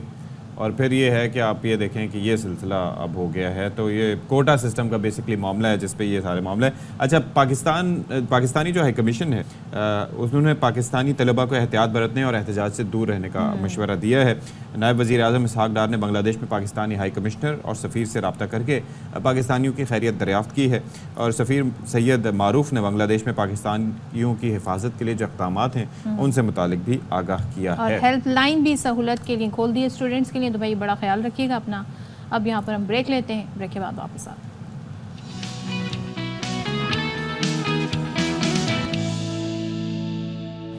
Welcome back once again. बात कर लेते हैं क्रिकेट की, और क्रिकेट के हवाले से ये है कि चैंपियंस ट्रॉफी होनी है 2025 में, उसकी तैयारियां भी। 2025 कितना दूर है, अभी हम जुलाई में, आधा साल तो गुजर गया है। तो इतना सोच सोच के हम कुछ कर लेंगे वहाँ पर क्या? सोचिए फैब में शुरू हो जाएगा ना चैंपियंस ट्रॉफी। फिर भी क्या मतलब हमने T20 वर्ल्ड कप की कितनी तैयारी की थी, आपको याद है ना? क्या कर, भूल ये जाए ना, ये ट्रेनिंग, ये वो फलाना, ये मैचेस, ये कॉम्बिनेशन, नया कॉम्बिनेशन पे कॉम्बिनेशन। मतलब हमारे जब तक ओपनर्स ही आउट नहीं होंगे ना, तो दूसरी टीम हमें कैसे जेर करेगी? अच्छा, पांच ओपनर्स खिलाओ। हाँ, ओपनर से हमने समझा ओपनर्स की भरमार कर दो ताकि हम मिडिल ऑर्डर तक आए। भाई ये कौन से इल्यूजन में हम डिसइल्यूजन के साथ खेल रहे हैं? मिडिल ऑर्डर नहीं, वो टीम को परेशान करना चाह रहे थे कि 5 खिलाड़ी आउट भी हो गए यार, ओपनर नहीं आउट हुए। साइकोलॉजिकल एडवांटेज, हम एक बड़ा टैक्टिकल वारफेयर खेल रहे थे इसके साथ। ये तो आपने मुझे नई बात बता दी, इस वजह से 5 चलें जी, प्रेशर बिल्ड करने के लिए। हाँ, अच्छा, अब न्यूजीलैंड जो है उसने हामी भर ली। मुझे तो इस बात पे हैरान है कि फर्दन हामी भरेंगे। चैंपियंस ट्रॉफी होनी है, आपने आके हमारे मुल्क में खेलना है। ये कीवीज वही है ना, बिरयानी खा के भाग गए थे, सिक्योरिटी वाले, याद है ना आपको? हाँ, जिनके पीछे नारे लगते थे। हाँ जी, वो पैसे भी नहीं दिए इन्होंने। हाँ, तो अगले साल हमने भी आलू डाले थे बिरयानी में। पाकिस्तान का दौरा करने वाली न्यूजीलैंड की टीम, और इसके लिए शेड्यूल जारी हो गया है। सो जो पाकिस्तान का दौरा होगा उसमें क्या होगा, T20 मैचेस खेले जाएंगे, 5 T20, 3 वनडे मैचेस खेले जाएंगे। और पहला T20 16 मार्च को होगा। 16 मार्च ज़्यादा दूर नहीं है। दूसरा 18, तीसरा 21, चौथा 23, पांचवा T20 26 मार्च को खेले। 26 मार्च जो है ना, बड़ी इंपॉर्टेंट डेट है, आपको पता होना चाहिए। अच्छा, मेरे वाले से। अच्छा, जबकि वनडे 29 मार्च। अच्छा, कितनी डेट्स बता दूं मैं, जब होगा तो मैं सारी डेट्स आपको बता दूंगी। चैंपियंस ट्रॉफी से पहले पाकिस्तान में 3 मुल्की वनडे सीरीज भी होगी, जिसमें पाकिस्तान के अलावा न्यूजीलैंड, जनूबी अफ्रीका की टीमें शिरकत करेंगी। तो आई होप सारे लोग BCD टीम ना नोट कर रहे थे सदफ, उन्होंने मैच देखने आपके बताए हुए शेड्यूल के मुताबिक आज से 5 महीने बाद, 6 महीने बाद, उन्हें पता नहीं, ये जुलाई चल रहा है और आप ऐसे बता रही हैं कि जैसे वो यू नोट कर रहे होंगे। Let me explain. इतनी गर्मी है, स्टूडियो में बैठ के भी इतनी गर्मी है कि ज़्यादा बोला नहीं जा रहा, बहुत एनर्जी जो है वो खर्च हो रही है। तो इसलिए मैंने कहा थोड़ा सा स्किप कर दें। अब आप ये देखें ना कि जब वो बात ये होती है कि जब आपकी फॉर्म जो है वो आला हाईएस्ट लेवल पे बहाल नहीं होती, तो फिर आप कोशिश करते हैं कि इधर उधर जाके कुछ अपनी फॉर्म बहाल करें, और फिर सोशल मीडिया पे आपके दोस्त और आपके सपोर्टर और आपके चाहने वाले, कुछ सहाफ़ी और कुछ उससे हटके भी, वो भी बड़ा उसको सपोर्ट करते हैं। तो सोशल मीडिया ने ये वाले काम आसान कर दिए। अपनी जो बात है ना उसको फ्लोट कैसे करना है। जैसे दरमियान में चीज़ें आती थी कि जी Ahmad Shahzad is performing very well, he should be in the team, he should be in the team, वो ट्विटर पे, उस एक्स पे, इधर उधर। खैर, शादाब खान का ज़रा तस्करा कर लेते हैं, ठीक है? उनकी कारकर्दगी कैसी रही ये सबको पता है, ये सबको पता है। लेकिन अब ये है कि 3 माह की अनथक मेहनत के बाद आप ये देखें, लंका प्रीमियर लीग में जाके भाई की फॉर्म बहाल हो गई। दावा कर रहे हैं कि उनकी फॉर्म बहाल हो गई। जी जी, ये शादाब के अपने अल्फाज। भाई तो कोलंबो स्ट्राइकर्स की नुमाइंदगी करते हुए ये विकेटें ली, वो विकेटें ली, और आप ये देखें कि 7 इंटरनेशनल जो मैच जिन्होंने गुज़श्ता खेले थे उन्हें कोई विकेट नहीं मिली। और बाज़ औक़ात वो कहते हैं कि परफॉर्मेंस अच्छी होती है और बाज़ औक़ात ख़राब, लेकिन बाज़ औक़ात ये होता है कि जब ऐसे PSL हम खेलते हैं तब परफॉर्मेंस अच्छी हो जाती है, लंका लीग खेल लेते हैं तो उसमें परफॉर्मेंस अच्छी हो जाती है, इंटरनेशनल लेवल पे जाके पता नहीं क्या हो जाता है। सदफ समझाएं ज़रा मुझे। तो भाई ये आप फिर यही है कि फिर आप लीग ही खेलें, तो अब क्या इस बुनियाद पे आपकी जगह बन जानी चाहिए? मुझे ये बताएं, मासूमाना मेरा सवाल। वल्लाह आलम, फिर तो लीग्स दुनिया के तूलो अर्ज में फिर होनी चाहिए, तो लीग्स ही खेलते रहना चाहिए। फिर जिम्बाब्वेन प्रीमियर लीग कोई तरीके से, मोज़म्बिक, बिग बैश, तो वहाँ पर जाके इंसान फंस जाए। बहुत अच्छी लीग्स में है यार, आपने बहुत अंडर एस्टिमेट नहीं कर दिया लंका नहीं लंका प्रीमियर लीग। पता नहीं, आप सोचे ना, एक जानिब तो आपसे फुल टॉसों के अलावा बॉलिंग नहीं हो रही थी और एक जानिब आके धड़ाधड़ आप टॉप विकेट टेकर हैं, तो आपके जहन में क्या जाता है? अच्छा वैसे ही बताएं, वो जो मामला था कि बड़ी हम देखेंगे चेंजेस आएंगे हमारी जो क्रिकेट बोर्ड टीम ये वो कहाँ गया सारा मामला? मुझे लग रहा है हमारे दिमाग की कोई सर्जरी हो रही है, हमारा दिमाग माइल किया जा रहा है आहिस्ता आहिस्ता ना। अब आप देखें, पहले क्या आया कि जी सेंट्रल कॉन्ट्रैक्ट के पैसे भी कम नहीं करेंगे, हाँ मियाद उसकी कम कर देंगे, साल तक भूल जाएंगे, फिर कह देंगे चलो जी 2 साल का मजीद एक्सटेंशन। कैप्टन जी अभी आपको पता है कि उस हवाले से कोई फैसला नहीं हुआ। लेकिन ये सब कहाँ है कि टीम बुरा क्यों खेली? नहीं, वो कुछ नहीं है ना, वो कहाँ है?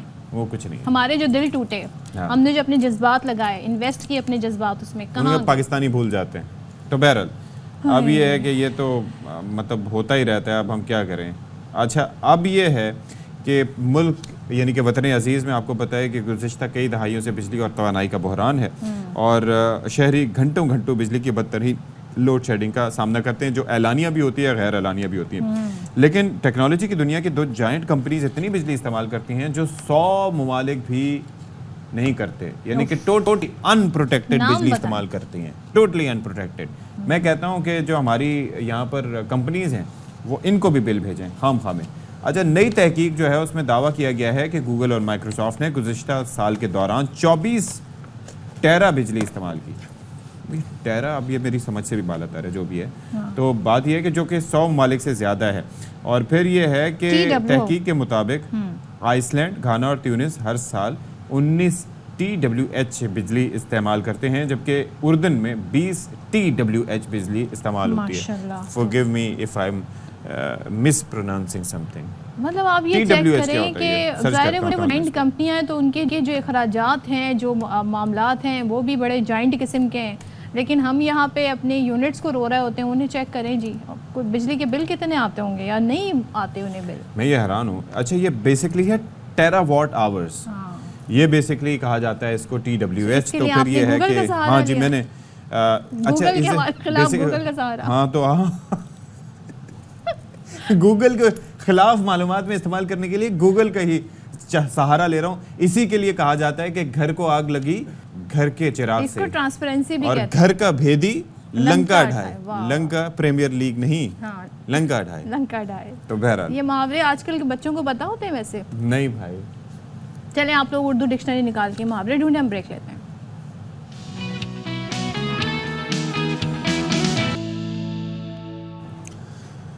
बिस्मिल्लाहिर्रहमानिर्रहीम। अस्सलाम वालेकुम ख़वातीन व हज़रात। एक मुल्क में एक बादशाह हुआ करता था। ओहो, आज तो कोई कहानी से हम आगाज़ कर रहे हैं, बताएं। इस कहानी का आखिरी हिस्सा मैं आपको प्रोग्राम के आखिर में सुनाऊंगा। अच्छा, बस आपने जब तक ये याद रखना है कि बादशाह होता था। हाँ। बस अब प्रोग्राम के आखिर में ना, ताकि लोग हमसे जुड़े रहे, इस तरह के भी शोज हुआ करते थे। थोड़ा आपने बस वन लाइनर दिया, थोड़ा सा माहौल तो बनाते हैं ना। बादशाह की एक बेटी थी जो बहुत खूबसूरत थी, बस बात खत्म।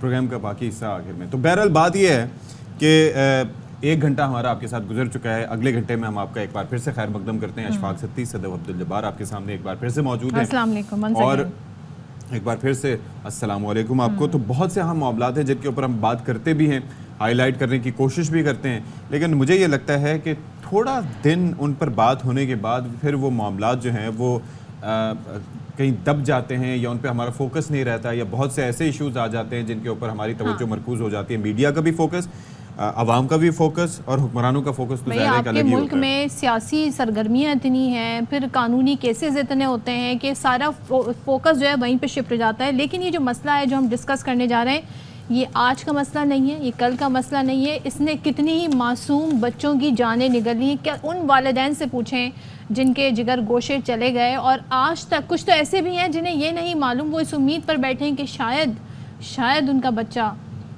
ज़िंदा हो, लेकिन ये जो गटर में गिर के मरने के जो वाक़यात हैं ये ख़त्म नहीं हो रहा है। अच्छा, जो कराची में रिसेंट वाक़या हुआ है वो और दिल दहला देने वाला है, इसलिए कि 5 बच्चे, सोचें 5 बच्चे गिरे जिनमें से 3 बच गए और 2 सरवाइव नहीं कर सके, जिनकी उम्रें 10 और 4 साल बताई जा रही हैं। तो ये एक अफसोसनाक वाक़या हुआ है। कहाँ पे पेश आया है ये वाक़या बताया जा रहा है जी। जो 5 बच्चे गिरे हैं उनमें से 3 को जो रेस्क्यू किया गया, अच्छा ये खेल रहे थे, ये बच्चे खेल रहे थे, बताया जा रहा है कि इस पर ढक्कन भी मौजूद था लेकिन वो टूट गया और फिर ये बच्चे गिर गए, ये उस पर खड़े हुए थे। और ये मलीर मेमनगोट का इलाका है जहाँ पर ये वाक़या पेश आया है और काफ़ी अंदोहनाक वाक़या। रात भी इस हवाले से हमने बात की थी। ज़ाहिर है कि ये बड़ा कंसर्निंग है। एक चीज़ ये है कि ये तो बताया जा रहा था कि कोई निजी सोसाइटी है जहाँ पर ये वाक़या पेश आया है और ऑब्वियसली ये बहुत मुश्किल ज़िंदगी, जो भी इस दुनिया में आया उसको जाना है वन डे दी अनदर, और लेकिन यह है कि वो टाइम क्या है और किस नागहानी तौर पर कोई हादसा अगर पेश आए तो उसको बर्दाश्त करना बहुत ज़्यादा मुश्किल होता है और कोई भी अपने बच्चों से मुतालिक ये एंटिसिपेट नहीं करता कि वो उनसे पहले इस दुनिया से चले जाएंगे। तो इसलिए वालिदैन का दर्द जो है वो बहुत ही एक बड़ा है, बहुत बड़ा सदमा उनके लिए ये है जिससे उनको निकलना होगा। ज़ाहिर है कि एक बड़ा चैलेंजिंग काम है, अल्लाह ताला उनको इस हवाले से मैनेज करे। तो हमारे साथ बात करने के लिए मौजूद हैं डिप्टी मेयर कराची सलमान अब्दुल्ला साहब और ये उनका हल्का भी है, तो उनसे ज़रा बात कर लेते हैं कि ये है क्या सिलसिला। सलमान साहब, रात को भी आपसे बात हो रही थी, उस वक्त गालिबन आप उसी इलाके में जा भी रहे थे और ज़ाहिर है कि आप पहुँचे भी थे। फर्दर जो डिटेल्स हैं आपको क्या पता चली हैं इस वाक़े से मुताल्लिक? इनिशियली तो आप बता रहे थे कि कोई निजी सोसाइटी है जहाँ पर ये वाक़या पेश आया और उनकी ज़िम्मेदारी थी, तो अब तक क्या किया गया है इस वाक़े पे? जी, कल जो अफसोसनाक वाक़या पेश आया मेमनगोट में, जो एक प्राइवेट सोसाइटी थी वहाँ पे ये लंगर उसी मेनोल के ऊपर, कुएं के ऊपर सबील लगाई हुई थी, तो वहाँ पे रश बढ़ने की वजह से तो उस कुएं का जो कवर है उसके ऊपर ज़्यादा लोग आ गए थे और बच्चों ने भी यही वो लंगर खाया था। तो उसके बाद रश बढ़ने के बाद वो कवर जो है उसका टूट गया और बच्चे उस पर गिर गए थे 5। तो जैसे ही हमें इत्तला मिली तो मैं भी वहाँ ऑन द स्पॉट पहुँच गया था। 2 बच्चे तो जांबाग हुए, 3 सीरियस थे जिनको जिन्ना हॉस्पिटल शिफ्ट किया गया। उसके बाद शाम तक सर, लेकिन एक चीज़ बताइएगा कि ये या तो गटर पे ढक्कन नहीं होते, यहाँ पे था तो वो इतना किस मटेरियल का था कि वो टूट गया? मतलब ये इसका तो काफ़ी वज़न होता है, इस पर तो ट्रक गुजरते हैं, गाड़ियाँ गुजरती हैं, तो ये नहीं टूटते। बच्चों के खड़े होने से बच्चों के क्या, छोटे छोटे बच्चों का क्या वज़न होगा? देखिए, ये एक प्राइवेट सोसाइटी थी वहाँ पे ये तो एक बिल्डर का काम है, जब वो कोई सोसाइटी लॉन्च करता है तो उसकी जिम्मेदारी बनती है कि वो वहाँ पर। सलमान साहब, रात भी इस मुतालिक बात हो रही थी, बिल्डर का काम तो है, चार्जेस करना उसकी जिम्मेदारी बनती है। नहीं, लेकिन ये रेगुलेटर तो कोई होता है ना, इन सोसाइटीज़ का कोई रेगुलेटर तो होता है ना, कोई तो इनके कंट्रोल करता है कि अगर यहाँ पर लोग शिफ्ट हो रहे हैं तो एनओसीज वगैरह उसके लिए जारी गवर्नमेंट की जानिब से किए जाते हैं ना। तो इस पर जिम्मेदार कौन है? सिंध गवर्नमेंट जिम्मेदार है, आपका महकमा बल्दियाती इदारे जिम्मेदार है, कौन देखता है इस मामले को? देखिए, ये जो हमने कल डिप्टी कमिश्नर साहब को भी ये कह दिया था कि इस पर आप इंक्वायरी करें। जो ये इस जो हाउसिंग प्रोजेक्ट जिसने लॉन्च की है उनकी ये जिम्मेदारी बनती है, जो रेसिपी उनको कवर करने चाहिए। आप कोई भी प्रोजेक्ट शुरू करने से पहले आपको तमाम इदारों से एनओसी लेनी पड़ती है, यही हम बात कर रहे हैं। तो उन्होंने शायद इस प्रोसीजर को कंप्लीट किया नहीं होगा। तो हम कहते हैं कि ये वाक़या अफसोसनाक वाक़या पेश आया है, ये वाक़या पेश आया, ये गफलत का वाक़या है, क्रिमिनल नेग्लिजेंस है। वहाँ पर ये बिल्डर की जिम्मेदारी बनती है कि वहाँ पे इंफ्रास्ट्रक्चर को बेहतर करना, वहाँ पे सेवरेज प्रोवाइड करना। लेट्स सपोज सलमान साहब, बिल्डर ने नाकिस मटेरियल का इस्तेमाल किया, लेकिन उस पर चेक एंड बैलेंस रखना कितना ज़रूरी है? प्लस जब हम कहते हैं ना बल्दियाती हुकूमतों का होना ज़रूरी है, तो उसका मतलब ये होता है कि निचली सतह तक इख्तियारात जाएंगे और जो इलाके का कौंसल होता है वो उन सारी चीज़ों पर नज़र रखता है। आप अपने घर के बाहर ज़रा सा छज्जा ही निकाल दें, SBCA वाले फ़ौरन से वहाँ पर आ जाते हैं। तो यहाँ पर जब ये बिल्डिंग बन रही है, इस पर चेक एंड बैलेंस, NOC मिलना, ये किसकी जिम्मेदारी है? ये हम आपसे सवाल पूछ रहे हैं। देखिए, ये तो अभी मैंने डिप्टी कमिश्नर साहब को कल कहा है और उन्होंने एक कमेटी भी बनाई है और वो उस पर प्रोसीजर करेंगे और जो भी इस पर होगा उस पर एक्शन लिया जाएगा। जिसकी भी जिम्मेदारी होगी, जिसने गफलत की है उसके खिलाफ एक्शन लिया जाएगा। और बाकायदा ये आपको तो पता होगा ना किसकी जिम्मेदारी होती है। अभी तो कमेटी बनी है ना, कह रहे हैं। नहीं, कौन देखता है? हमने कमेटी कायम कर दी है कल डिप्टी कमिश्नर साहब की सरबराही में, और वो इंक्वायरी करके फैक्ट्स एंड फिगर आपके सामने कितने दिन में कोई टाइम फ्रेम दिया है? जिसकी नेगलिसी होगी कोई टाइम फ्रेम दिया है? खिलाफ एक्शन लिया जाएगा। सलमान साहब, कोई टाइम फ्रेम दिया है कमेटी को आपने कि इतने दिनों में आपने रिपोर्ट देनी है? जी कल आज से ही वर्किंग शुरू करेंगे। वो अपनी रिक्वायरमेंट डिप्टी कमिश्नर ने, एक असिस्टेंट कमिश्नर और मुख्यारकार और इलाके के SHO पर एक कमेटी बनाई है। अच्छा। तो उस पर वो फैक्ट्स एंड फिगर आएंगे, जो भी इस पे होगा उसके खिलाफ। अच्छा, इससे हट के साल 2023 का हम हवाला देते हैं। साल 2023 का हवाला भी दे रहे थे ना कि चलिए ये तो एक इस जगह वाकया पेश आया, 68 गालिबन नंबर था साल 2023 में, और फिर ये 13-14 का नंबर इस साल में भी आ चुका है। तो ये वैसे सबके लिए परेशान कुन है। देखें, कुत्तों का, आवारा कुत्तों का मामला हो, ये गटर के ढक्कनों का मामला हो, ये ज़ाहिर है कि परेशान कुन तो है ही ना एक चीज़। तो कराची के आवाम चाहते हैं कि उनको इससे निजात मिले ताकि उनकी ज़िंदगियाँ महफूज रहें। वैसे ही बड़ी परेशानियाँ हैं। तो ये इस वक्त बल्दियाती हुकूमतों के फोकस में है ये चीज़। मेयर साहब इस पर नज़र रखे हुए हैं, आपकी इस पर नज़र है इन मामलों पे जहाँ जहाँ ये खुले गटर जो है वो लोगों का मुँह चढ़ा रहे हैं? जी बाकायदा इस पर फोकस किया हुआ है मेयर साहब ने, और हमने उस पर टीमें भी बनाई हैं। और इस हवाले से हमने जो हमारे अपोजिशन लीडरान हैं, जमात के हो या PTI, हमने उनसे भी मशावरत की थी कि शहर की तरक्की के लिए आए मिलकर, इस शहर में जितनी मैंडेट हमें मिला है उतना आपकी भी जिम्मेदारी बनती है इस शहर की खिदमत करना, इस शहर की रौनकों को बहाल करना। इस शहर ने बहुत से दुख झेले, अब भी ये नफरत और लिसान की सियासत खत्म करके हमें तामीरी सियासत करनी चाहिए। सर, मेरा आपसे एक सवाल है, ये तामीरी सियासत ही की बात कर रहे हैं, ये कोई K4 का मंसूबा नहीं है जिसके लिए सालों लग जाएंगे। यहाँ पे लोगों की, बच्चों की ज़िंदगियाँ जा रही हैं। अशफाक ने अभी नंबर कोट किया, 2023 में कितने लोग चले गए, इस साल के 7 महीनों में कितने बच्चे, कितने लोग चले गए। इस पे तो हंगामी बुनियादों पे काम आना चाहिए। हम आपसे ये जानना चाह रहे हैं, आपके पास खुद रिपोर्ट्स क्या आती हैं? आपके काउंसिलर, आपके चेयरमैन इलाके के, वो क्या रिपोर्ट्स देते हैं? इस इलाके कोई देखें, गटर का ढक्कन अलग, यहाँ पे पानी खड़ा हुआ है, यहाँ से कोई गुजरे तो कैसे गुजरे? आई एम श्योर कि वो बच्चे इस पानी से बचने के लिए उस गटर के ढक्कन पे से गुजर के जा रहे हैं, बिकॉज उन्हें वो एक सपोर्ट लग रही होगी। तो आपके पास शिकायत क्या आती हैं कि कहाँ पे क्या नहीं है और किस चीज़ की ज़रूरत है? जी हमारे जो UCs के चेयरमैन हैं, जो इलेक्ट होकर आए, वो अपनी जो भी कंप्लेंट्स हमारे पास लेकर आते हैं, चाहे वो मैनुअल कवर हो, वाटर सेवरेज के हो या रोड्स के या दूसरे, तो उनको हम फुल उसी वक्त मेयर साहब और हम उनको अहकामात देते हैं, अफसरान एक्शन लिया जाता है उस पर। Do you have any numbers कि कितनी कंप्लेंट्स आई और कितनी आपने इस पे काम कर दिया है और वो सही हो गया? देखिए, हम तकरीबन हमारे UCs के जितने भी चेयरमैन हैं, तो वो तमाम रोज़ाना बेसिस पर आके हमारे पास अपने इलाके के, अपने UCs के हवाले से जो भी शिकायतें होती हैं, चाहे KMC के लेवल पर हो, वाटर बोर्ड के हो या सिंध सॉलिड वेस्ट मैनेजमेंट की तरफ से सफाई सुथराई के हवाले से हो, वो आके हमें बताते हैं और उन पर काम किया जाता है। और उनके पास अपना भी इस वक्त बेसिक, चले मुझे एक चीज़ बता दें, अपने पास भी अभी इस वक्त ये नंबर क्या है? कितने गटर ऐसे हैं शहर के मुख्तलिफ इलाकों में जहाँ पर आपकी मतलब अमलदारी चलती है कि जहाँ पर गटर पे ढक्कन मौजूद नहीं है? और फिर दूसरा मसला ये है कि अगर ये ढक्कन, जिस तरीके से मुर्तज़ा वहाब साहब ने ये भी फरमाया था कि उन कबाड़ियों के ख़िलाफ़ हम कार्रवाई करेंगे जहाँ पर ये सरिया इनका बेचा जाता है, जाके उन नशेइयों को हम पकड़ेंगे जो ये गटर के ढक्कन उठा के ले जाते हैं। तो ये कुछ इस पर तहकीक करने की कोशिश की कि एक तो कितना नंबर कितना है, क्योंकि ढक्कन आप उसी वक्त सप्लाई कर पाएंगे गटर के जब तक आपके पास पता होगा कि एक नंबर क्या है, कितने मिसिंग है।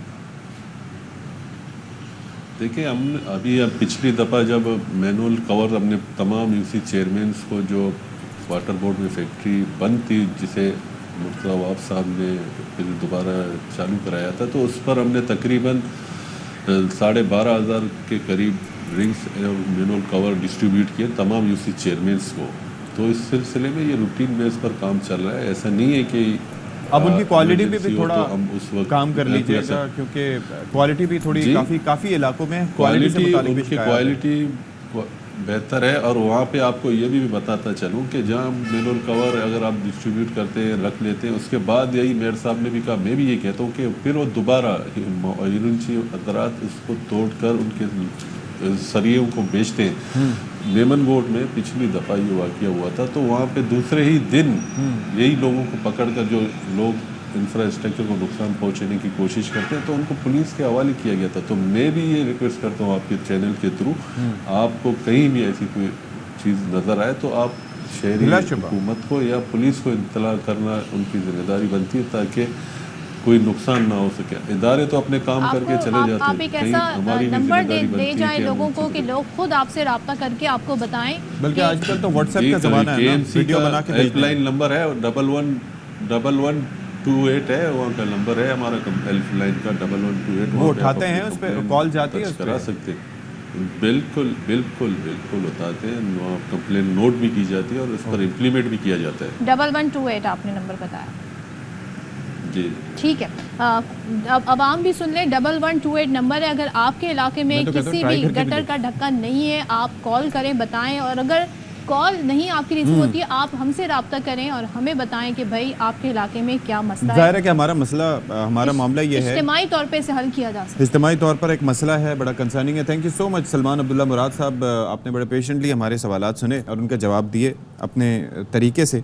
लेकिन बात यह है कि हम चाहते हैं कि मसले हल हों, क्योंकि अलमिया आप देखिए कि आप घर से निकल रहे हैं, सोचें तो आपको ये पहला डर है कि घर के बाहर कोई राहजन आपको ना मिल जाए जी, कोई आपको लूटने की गर्ज से ना आए। आप उससे बचने के लिए अगर भागते हैं तो आगे गटर जिस पे ढक्कन नहीं है आप उसका शिकार ना हो जाएं।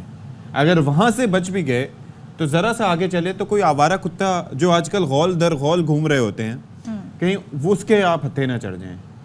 तो इतने मसाइल हैं। और अगर कुत्ते ने काट लिया तो फिर अगला मसला ये है कि जो वैक्सीन जहाँ पर जाएंगे वहाँ पर क्या पता दस्तयाब हो या ना, और अगर दस्तयाब हो भी तो उसकी क्वालिटी क्या होगी। तो मसाइल इतने हैं, मसाइल का अंबार है। और जो राहगीर हैं, जो बाइक पर जाते हैं, उनके लिए मसाइल जो हैं वो दुगने हैं as compare to the person जो कि गाड़ी में अपनी ड्राइव कर रहा है। अच्छा जी, अब ज़रा आगे बढ़ते हैं और हम कोशिश करेंगे कि इस इशू पर फोकस रखें। इसका फॉलोअप आपके साथ हम ज़रूर शेयर करेंगे। बात कर लेते हैं मौसम की। मौसम कल जो कराची में मौसम रहा तो वो एक अलग था, लेकिन हम दुनिया भर में इस फिनोमिनन को देख रहे हैं कि किस तरीके से क्लाइमेट चेंज की वजह से कहीं पे बहुत ज़्यादा बारिशें हो रही हैं, कहीं पे हीट वेव है। तो कनाडा में भी जो गैर मामूली मौसमियाती तब्दीलियां हैं वो देखने में आ रही हैं और तूफ़ानी बारिशें हुई हैं कनाडा में। वहाँ पे 84 साला बारिशों का रिकॉर्ड टूटा है। इसके बाद क्या हो गया, माशी हब टोरंटो में सैलाबी अभी सोचें टोरंटो है, यहाँ पे आपको हर जगह लग रहा है दरिया बना हुआ है, सड़कें डूब गई हैं, अंडरपास पानी से भर गए, ट्रैफिक का जाहिर से कोई निज़ाम ही नहीं रहा। फिर बिजली का भी बड़ा ब्रेक डाउन हो गया। तो पहली बार सुनने में आ रहा है किसी तरक्की याफ्ता मुल्क में इस तरह की सिचुएशन में बिजली का ब्रेक डाउन हो गया। 1,20,000 अफराद मुतासर हुए, फ़ज़ाई ऑपरेशन मुअत्तल हो गए हैं, परवाज़ें मनसूख हो गई हैं। अब कनाडा की जो एनवायरनमेंट रिपोर्ट वो ये बताती है कि तकरीबन 100 मिलीमीटर बारिश हुई और ये 1941 के बाद रिकॉर्ड बारिश है। 100 मिलीमीटर बारिश, हमारे यहाँ पर तो क्लाउड बर्स्ट होता है तो 250-250 मिलीमीटर हो जाती है। तो इसका मतलब है कि कनाडा में नंबर शायद कुछ और हो सकता है, मे बी मिलीमीटर ना, जिस तरह की बारिश हो रही है ये तो दैट इज़ टू मच। अच्छा, यूरोप में देखें ये ग्लोबल वार्मिंग और ये जो क्लाइमेट चेंज है ना उसके असरात हर जगह मुख्तलिफ हैं। यूरोप में क़यामत खेज़ गर्मी हो रही है और पारा वहाँ पर 40 डिग्री को छू गया। लो 40 डिग्री पे क़यामत खेज़, खैर जहाँ पर 26 पे क़यामत खेज़ गर्मी हो जाती है। 40 बहुत है जिस तरह के एनवायरनमेंट में वो रहते हैं। सही है, सही है, सही। लेकिन आप ये बताएं कि उन्होंने फिर एडवाइजरी क्या जारी की? अच्छा, एक तो ये है कि गर्मी की वार्निंग जारी कर दी गई है, मजदूरी पर पाबंदी आयद है। चेक। तो ये हमारा काम मजदूरी में आता है नहीं मजदूरी जो बाहर बेचारे धूप में काम कर रहे हैं उनकी बात हो रही है। तो हामिला ख़वातीन और बच्चों को दिन के वक्त घरों से बाहर निकलने की इजाज़त नहीं होगी। अमरीकी खबर रसां इदारे एसोसिएटेड प्रेस के मुताबिक इटली से लेकर रोमानिया तक शदीद और गैर मामूली गर्मी के बायस मुतल्लिका हुकाम ने शहरियों को खबरदार किया कि वो मोहतात रहें, पानी का ज़्यादा इस्तेमाल करें, दिन के गर्म तरीन औकात में बाहर जाने से गुरेज करें। और आई एम श्योर कि जो उन्होंने कहा है ना कि मजदूरी पे दिन के औकात में पाबंदी होगी तो वो कहीं ना कहीं उन जो डेली वेजर्स हैं उनको कहीं ना कहीं कंपनसेट भी करेंगे। तो ये तरक्की याफ्ता ममालिक किसी सोल्यूशन के साथ आते हैं अगर वो एडवाइजरी भी जारी करते हैं। ये नहीं कह दीजिए अवाम आप अपने ऊपर खुद ही भरोसा करें, अपने तैयार रहें और जो है देख के चलें, दुआ पढ़ के घर से निकलें, हालात तो ऐसे ही रहेंगे, ये नहीं कोई कहता। अच्छा जी, अब ज़रा वापस आ जाते हैं यूरोप की बात करें।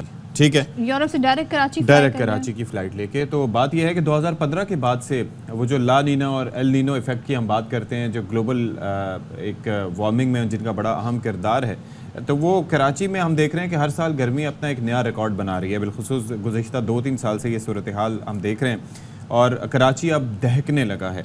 गुज़िश्ता रोज़ भी दर्जा हरारत 40 को छुआ और गर्मी की शिद्दत जो है वो बताया जा रहा था, रिपोर्ट किया जा रहा था कि 56 तक महसूस की गई। और 1 जुलाई के बाद 17 जुलाई की रात रवां साल की दूसरी गर्म तरीन रात रही। और सोचें कराची में तो हम इस बात पे ज़रा खुश हो जाते थे कि चले दिन में गर्मी है, रात में ठंडी हवाएं, समंदरी हवाएं चलेंगी। और ये पूरे मुल्क के लोग हमें कहते थे यार तुम लोग इतनी शिकायत नहीं किया करो, यहाँ एटलीस्ट समंदरी हवाएं तो चल जाती हैं। लेकिन अब वो समंदरी हवाएं कहाँ हैं? समंदर तो अपनी जगह मौजूद है, समंदरी हवाएं नहीं है। तो एक तो ये है। अब ये है कि आज सुबह से ही शदीद गर्मी का एहसास हो रहा है और दर्जा हरारत 35 डिग्री सेंटीग्रेड तक पहुंच गया है, जबकि ये शिद्दत जो है वो 41 डिग्री महसूस की जा सकती है। जबकि गुज़िश्ता रोज़ का भी हम हवाला दे चुके थे और उसकी वजह से 250 से 300 के करीब अफराद, क्योंकि यौम आशूर भी था तो आप उस हवाले से भी अंदाज़ा कर सकते हैं कि ये बड़ा एक चीज़ें जो हैं वो मैनेज करनी हुई। लेकिन काफ़ी अरेंजमेंट्स भी किए गए थे और उसके बाद जो है वो इस तरीके से मतलब आप ये देखें कि काफ़ी कोशिशें की गई, तो इसकी वजह से काफ़ी बेहतरी आई। जो लोग वहाँ पर हॉस्पिटल्स लाए गए थे तो उनको भी ट्रीट करके भेजा गया। कि ज़ाहिर एक्सपोजर रहा कल दिन भर बाहर में, तो 250-300 बंदा जो है वो इससे मुतासर होकर गया और हीट वेव, हीट स्ट्रोक से मुतासर होना बड़े इसके असरात होते हैं। तो शाहिद रसूल साहब हमें ज्वाइन कर रहे हैं, हमारे साथ मौजूद हैं। बहुत शुक्रिया आपका, जिना अस्पताल के MS के head and thank you so much Shahid रसूल साहब फॉर ज्वाइनिंग अस। ज़रा बताइएगा ये जो नंबर्स आ रहा है 250-300 बंदा कल की खौफनाक गर्मी की वजह से, क्या यही नंबर्स हैं और क्या क्या शिकायतें इस वजह से हुई हैं वहाँ पर आने वाले मरीजों को?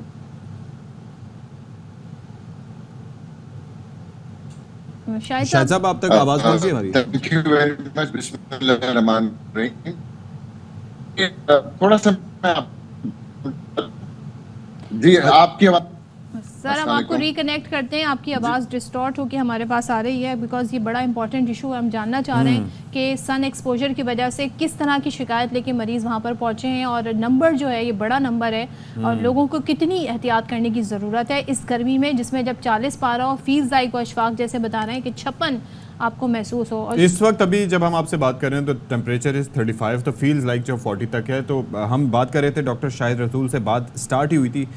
डॉक्टर शाहिद रसूल साहब का तारुफ भी करवा देते हैं, एग्जीक्यूटिव डायरेक्टर हैं JPMC के, वो हमें एक बार फिर से ज्वाइन कर चुके हैं। डॉक्टर शाहिद रसूल साहब, इट इज़ वेरी कंसर्निंग और आपका जो एक्सपीरियंस है गुज़िश्ता 3 साल से आप ये जिना हॉस्पिटल के साथ जुड़े हैं, इस साल जो गर्मी है क्या वाक़तन जिस तरह के केसेस आपके पास आ रहे हैं वाक़तन सबसे ज़्यादा पड़ रही है?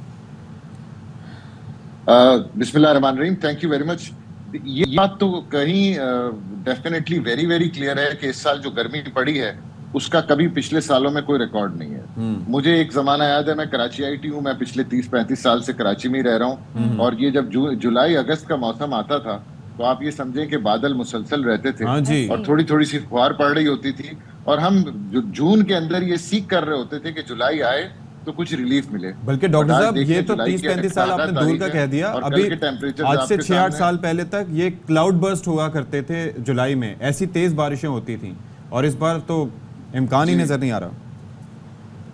अच्छा, तो क्लाउड बर्स्ट के अलावा वो जो एक मॉनसून का इफेक्ट होता था ना कि कराची मुसलसल बादलों में कवर्ड हो, कभी कभी थोड़ी बहुत फुहार पड़ जाए, टेम्परेचर्स कम हो जाते थे, धूप की वो सब खत्म हो चुका है। अब आप ये देख लें कि पिछले साल भी बारिशें जो थी समर में मॉनसून की बहुत थोड़ी सी हुई थी और इस साल भी अब तक आज 18 तारीख हो गई है। कल की मैं आपको अगर सिचुएशन बताऊं तो पिछले 3 सालों में हमने ये किया कि हम चेलम या आशूरे के लिए हम अपना हॉस्पिटल को तो प्रिपेयर करते ही हैं और मास इमरजेंसी, मगर हमने एट साइट कैंप भी लगाना शुरू कर दिए क्योंकि उससे एक तो हमें आसानी हो जाती है, दूसरा हमारी एक एम्बुलेंस सर्विस वहाँ मौजूद होती है। तो जो पेशेंट्स ज्यादा सीरियसली इंजर्ड होते हैं या जिनको हॉस्पिटलाइजेशन की जरूरत होती है, तो थोड़ा सा कल मेरे ख्याल से जो मैंने बयान दिया और जो परसेप्शन गया उसको मैं थोड़ा क्लैरिफाई करना चाहता हूँ कि जो कैंप है उसमें तकरीबन मैं 11 बजे से 2:30 बजे तक था। अच्छा। और उसमें 200 के करीब पेशेंट आए होंगे। ये मैं एक अप्रोक्सीमेट फिगर बता रहा हूँ क्योंकि वहाँ भीड़ इतनी होती है कि हम रजिस्टर नहीं कर पाते कि कितने, या तो असूलन तो हमें नाम और एज लिख लेनी चाहिए मगर वो मैनेज नहीं हो सकता उस रश में। उसमें से मैंने देखा, ये मैं खुद भी मौजूद था, मेरे साथ कुछ नुमाइंदा मीडिया के भी थे, कि 50% लोग जो थे ना वो हीट एग्जॉशन के थे। मतलब वो गर्मी की वजह से उनका या तो ब्लड प्रेशर गिर गया था, या चक्कर आ रहे थे, या पसीने आ गए, या आंखों के आगे अंधेरा छा जाना, ये सब चीजें, ये सिम्टम्स ज्यादातर उसमें थे। और मैं वहाँ पे वाहिद कैंप नहीं था, मेरे साथ ही 1122 का कैंप भी लगाया हुआ था, ठीक है, मुत्तहिदा कौमी मूवमेंट भी। तो अगर आप मेरे पास समझें कि 200 में से 50 या 60 लोग आए होंगे हीट एग्जॉशन के साथ, स्ट्रोक के साथ नहीं, तो कम से कम इतने उनके पास भी आए होंगे। तो अगर आप ओवरऑल लगा लें तो ये कम से कम 200-400 का फिगर तो जरूर होगा, जरूर, क्योंकि वहाँ लाइन से कैंप। और मैं देख रहा था कि बाकी कैंपों में भी बहुत सारे लोग, बल्कि 1122 की तो बहुत अच्छी सर्विस ये थी कि उन्होंने अपनी जो एम्बुलेंसेज हैं वो एयर कंडीशनड हैं, उसको दरवाजा खोल के वो पेशेंट को अंदर लिटा लेते थे, और उसके बाद वो उसको डिहाइड्रेट करके पानी वानी पिला के जो भी ट्रीटमेंट देना है ORS दे के उसके बाद एम्बुलेंस। जबरदस्त। डॉक्टर साहब एक सवाल, जाहिर है अब जिस तरह के हालात हैं इसमें हमें कहते हैं ना बहुत ही डिफरेंट किस्म के अब मेजर्स उठाने पड़ेंगे। हम यूरोप में देख रहे हैं 40 पे उन्होंने हीट वेव डिक्लेयर कर दी, अपने मुल्कों में उन्होंने कहा जी मजदूर दिन में मजदूरी नहीं करेंगे, बच्चे हमला खवातीन दिन में घर से बाहर नहीं निकलेंगे, पानी पिएंगे। लेकिन जाहिर है वो उन्होंने एक एडवाइजरी जारी की तो लोगों को उसमें कवर करने की कोशिश की कि वो महफूज रहें। हमारे मुल्क में एडवाइजरी जारी होती है कि जी आप पानी ज़्यादा पिएं, घर से बाहर ना निकलें, और उस पर कोई अमल नहीं करता है। तो हमें किस तरीके से इन सारी चीज़ों को माहौल के हिसाब से, एनवायरनमेंट के हिसाब से इनकॉर्पोरेट करने की ज़रूरत है ताकि लोग महफूज रहें? बिल्कुल, बहुत ज़रूरी है इस चीज़ के लिए। जी आई थिंक हैंग हो गया उनका कनेक्शन। हाँ जी जी डॉक्टर साहब, आपको कल जिन्ना की सूरत, जिसमें से एक आपका चौकीदार, एयरवाई का चौकीदार भी था जो हमारे पास दाखिल हुआ, और वो बहुत सीरियस कंडीशन में था। अल्हम्दुलिल्लाह उसकी तबीयत बेहतर है। कुछ ट्रैफिक पुलिस वाले हमारे पास आए जो कि ड्यूटी कर रहे थे। तो एक बात तो फॉर श्योर है कि कुछ ना कुछ करना पड़ेगा। आपने देखा होगा मिडिल ईस्टर्न कंट्री में एक जमाने में रिवाज होता था कि वो दोपहर को 12 बजे से लेकर 4 बजे तक दुकानें भी बंद कर दिया करते थे और आमदोरफ्त भी बंद हो जाती थी, और उसके बाद 4 बजे के बाद दोबारा बिजनेस स्टार्ट कर। हमें भी कुछ इस किस्म की लाइन्स पर सोचना पड़ेगा कि थोड़ा सा ब्रेक दिया जाए, और वो लोग जो धूप में काम करते हैं जैसे सिक्योरिटी गार्ड हैं, ट्रैफिक पुलिस वाले हैं, इनकी शिफ्टें कम करनी होगी, इनको पानी की इनके अवेलेबल हो, इनके कपड़े ऐसे हों कि एयरी हों, इनके सर पे पंखा लगाओ, इनको गर्म जगहों पे ना खड़ा करें। तो कुछ लोग, आप जैसे मैंने आपको बताया, आपका जो सिक्योरिटी गार्ड है वो बिल्कुल ऑलमोस्ट टर्मिनल कंडीशन में पहुंचा है कल हमारे पास। तो ये सब चीजें जहन में रखनी होगी। और मैं आपको एक चीज बताऊं कि हमारे पास पूरी हमारी इमरजेंसी जो है एयर कंडीशनड है, और ये पहली दफा है कि हमारे एयर कंडीशनर्स फेल हो गए, हमको अलग से यूनिट ला के खड़े करने पड़े। तो हमने 5 यूनिट जो है AC के वो परचेज करके नए रखे हैं, उसके अंदर ये 4-4 टन के यूनिट्स हैं।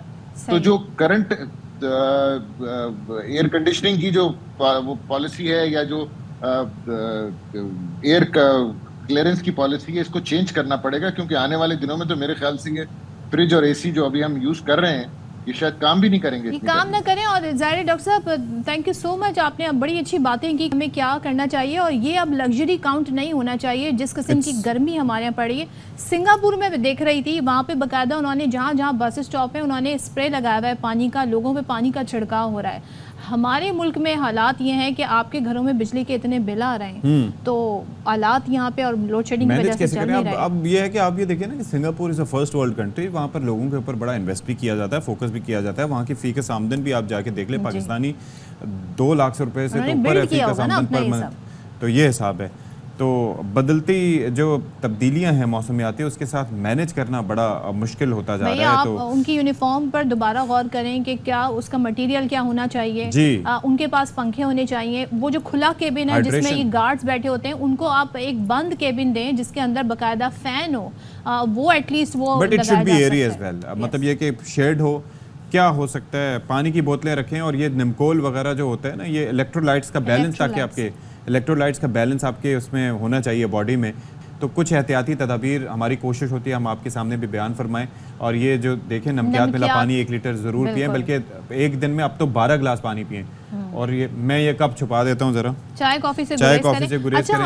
हम तो खैर घर में बैठे होते हैं, बिल्कुल सर ढांप के रखें। और सर के ये जो गर्दन का हिस्सा होता है बिलखुसूस, ये बड़ा ये मुतासिर होता है। एक तो ये कि जब हम वुज़ू करते हैं तो आप इस जगह पे हाथ लगाएं तो आपको अंदाज़ा होता है कि ये जगह वैसे ही हिद्दत काफ़ी ज़्यादा होती है, तो इस जगह पे कोई तौलिया या गीला कपड़ा करके आप यहाँ पर रख सकते हैं, उससे भी काफ़ी आपकी बचत हो सकती है। हल्के रंग के कपड़े पहने, वो भी ये है कि वो सनलाइट को एब्जॉर्ब नहीं करते, रिफ्लेक्ट करते हैं। फिर ये है कि काफ़ी एहतियात करने की ज़रूरत है। अपनी स्किन को सन एक्सपोजर से बचाएं, आप फुल स्लीव्स भी पहने लेकिन ज़रा खुले कपड़े पहने और सन स्क्रीन का इस्तेमाल भी करें। पानी की बोतल रखते हुए कुछ लोगों को बड़ी एम्बैरेसमेंट फील होती है, भाई आप छोड़ दें एम्बैरेसमेंट, अपनी सेहत का ख्याल रखें। चलें जी, तो बात कर लेते हैं कि ये हो क्या रहा है ओवरऑल और किस तरीके से अब चीज़ों को मैनेज किया जा सकता है। Assistant professor environmental studies doctor Waqar Ahmad साहब हमारे साथ स्टूडियोज़ में मौजूद हैं, माहिर माहौलियात हैं, उनसे ज़रा जान लेते हैं कि ये हो क्या रहा है। बहुत शुक्रिया, thank you so much for joining us. Waqar साहब, अब जिस वक्त आप हमारे पास तशरीफ़ लाए हैं, जुलाई के महीने में अमूमन मौसम इस वक्त खुशगवार होता है, एक क्लाउड कवर होता है, जिस तरीके से डॉक्टर शाहिद रसूल साहब भी बात कर रहे थे, लेकिन इस बार सूरत हाल ये है कि हम टेम्परेचर बता रहे हैं कि अभी इस वक्त 36 डिग्री सेंटीग्रेड है। फिर ये एक और तमाशा आ गया फील्स लाइक वाला, 40, यानी कि अलग मजाक है, आप सोचें। तो अब ये है कि जिस तरीके से आप जब आके लैंड करते हैं ना कराची शहर पे, तो आपको एक कंक्रीट का जंगल नज़र आता है। अब ये देखें बिल्डिंग्स भी जो बन रही हैं वो इतनी कसीरुल मंजिला, तो हवा का गुजर का वैसे ही निज़ाम नहीं है। फिर बिजली हुआ करती थी, वो बिजली भी दस्तयाब नहीं है। तो ये जो हिद्दत बढ़ती जा रही है ग्लोबल वार्मिंग के नतीजे में, किस तरीके से हम निपट सकते हैं उससे?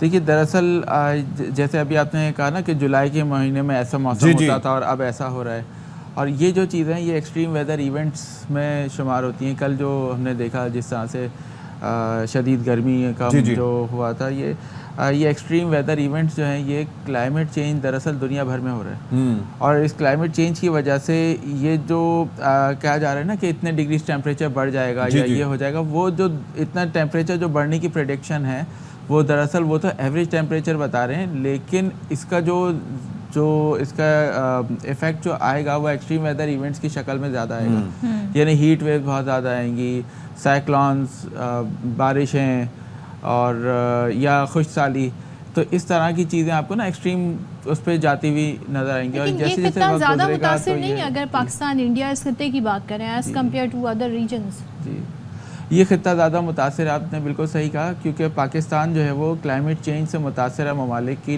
जो लिस्ट है उस पर टॉप 10 में आता है।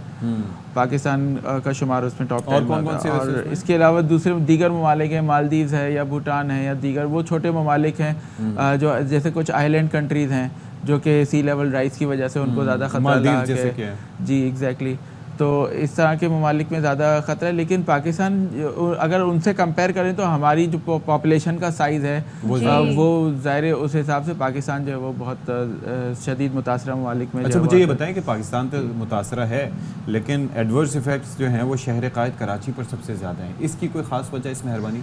दरअसल ओवरऑल देखा जाए तो कोस्टल रीजन जो है वो ज़्यादा इफ़ेक्ट होगा, उसके ऊपर ज़्यादा इम्पैक्ट आएगा क्लाइमेट चेंज का कोस्टल रीजन में। और ये जो अक़वाम मुत्तहिदा की जो यूनाइटेड नेशंस की जो रिपोर्ट्स हैं क्लाइमेट चेंज से रिलेटेड, IPCC की 6th असेसमेंट रिपोर्ट जो लेटेस्ट है उसमें यही उन्होंने प्रेडिक्ट किया है कि जो कोस्टल जो रीजन्स हैं उन पर ज़्यादा इफेक्ट आएगा क्लाइमेट चेंज का। तो कराची जो है चूँकि साहिल समंदर पे वाक़ है, लिहाजा इसके ऊपर ज़्यादा इम्पैक्ट। तो हमारे यहाँ वैसे क्या काम हो रहा है इस सारी सूरत हाल को लेके?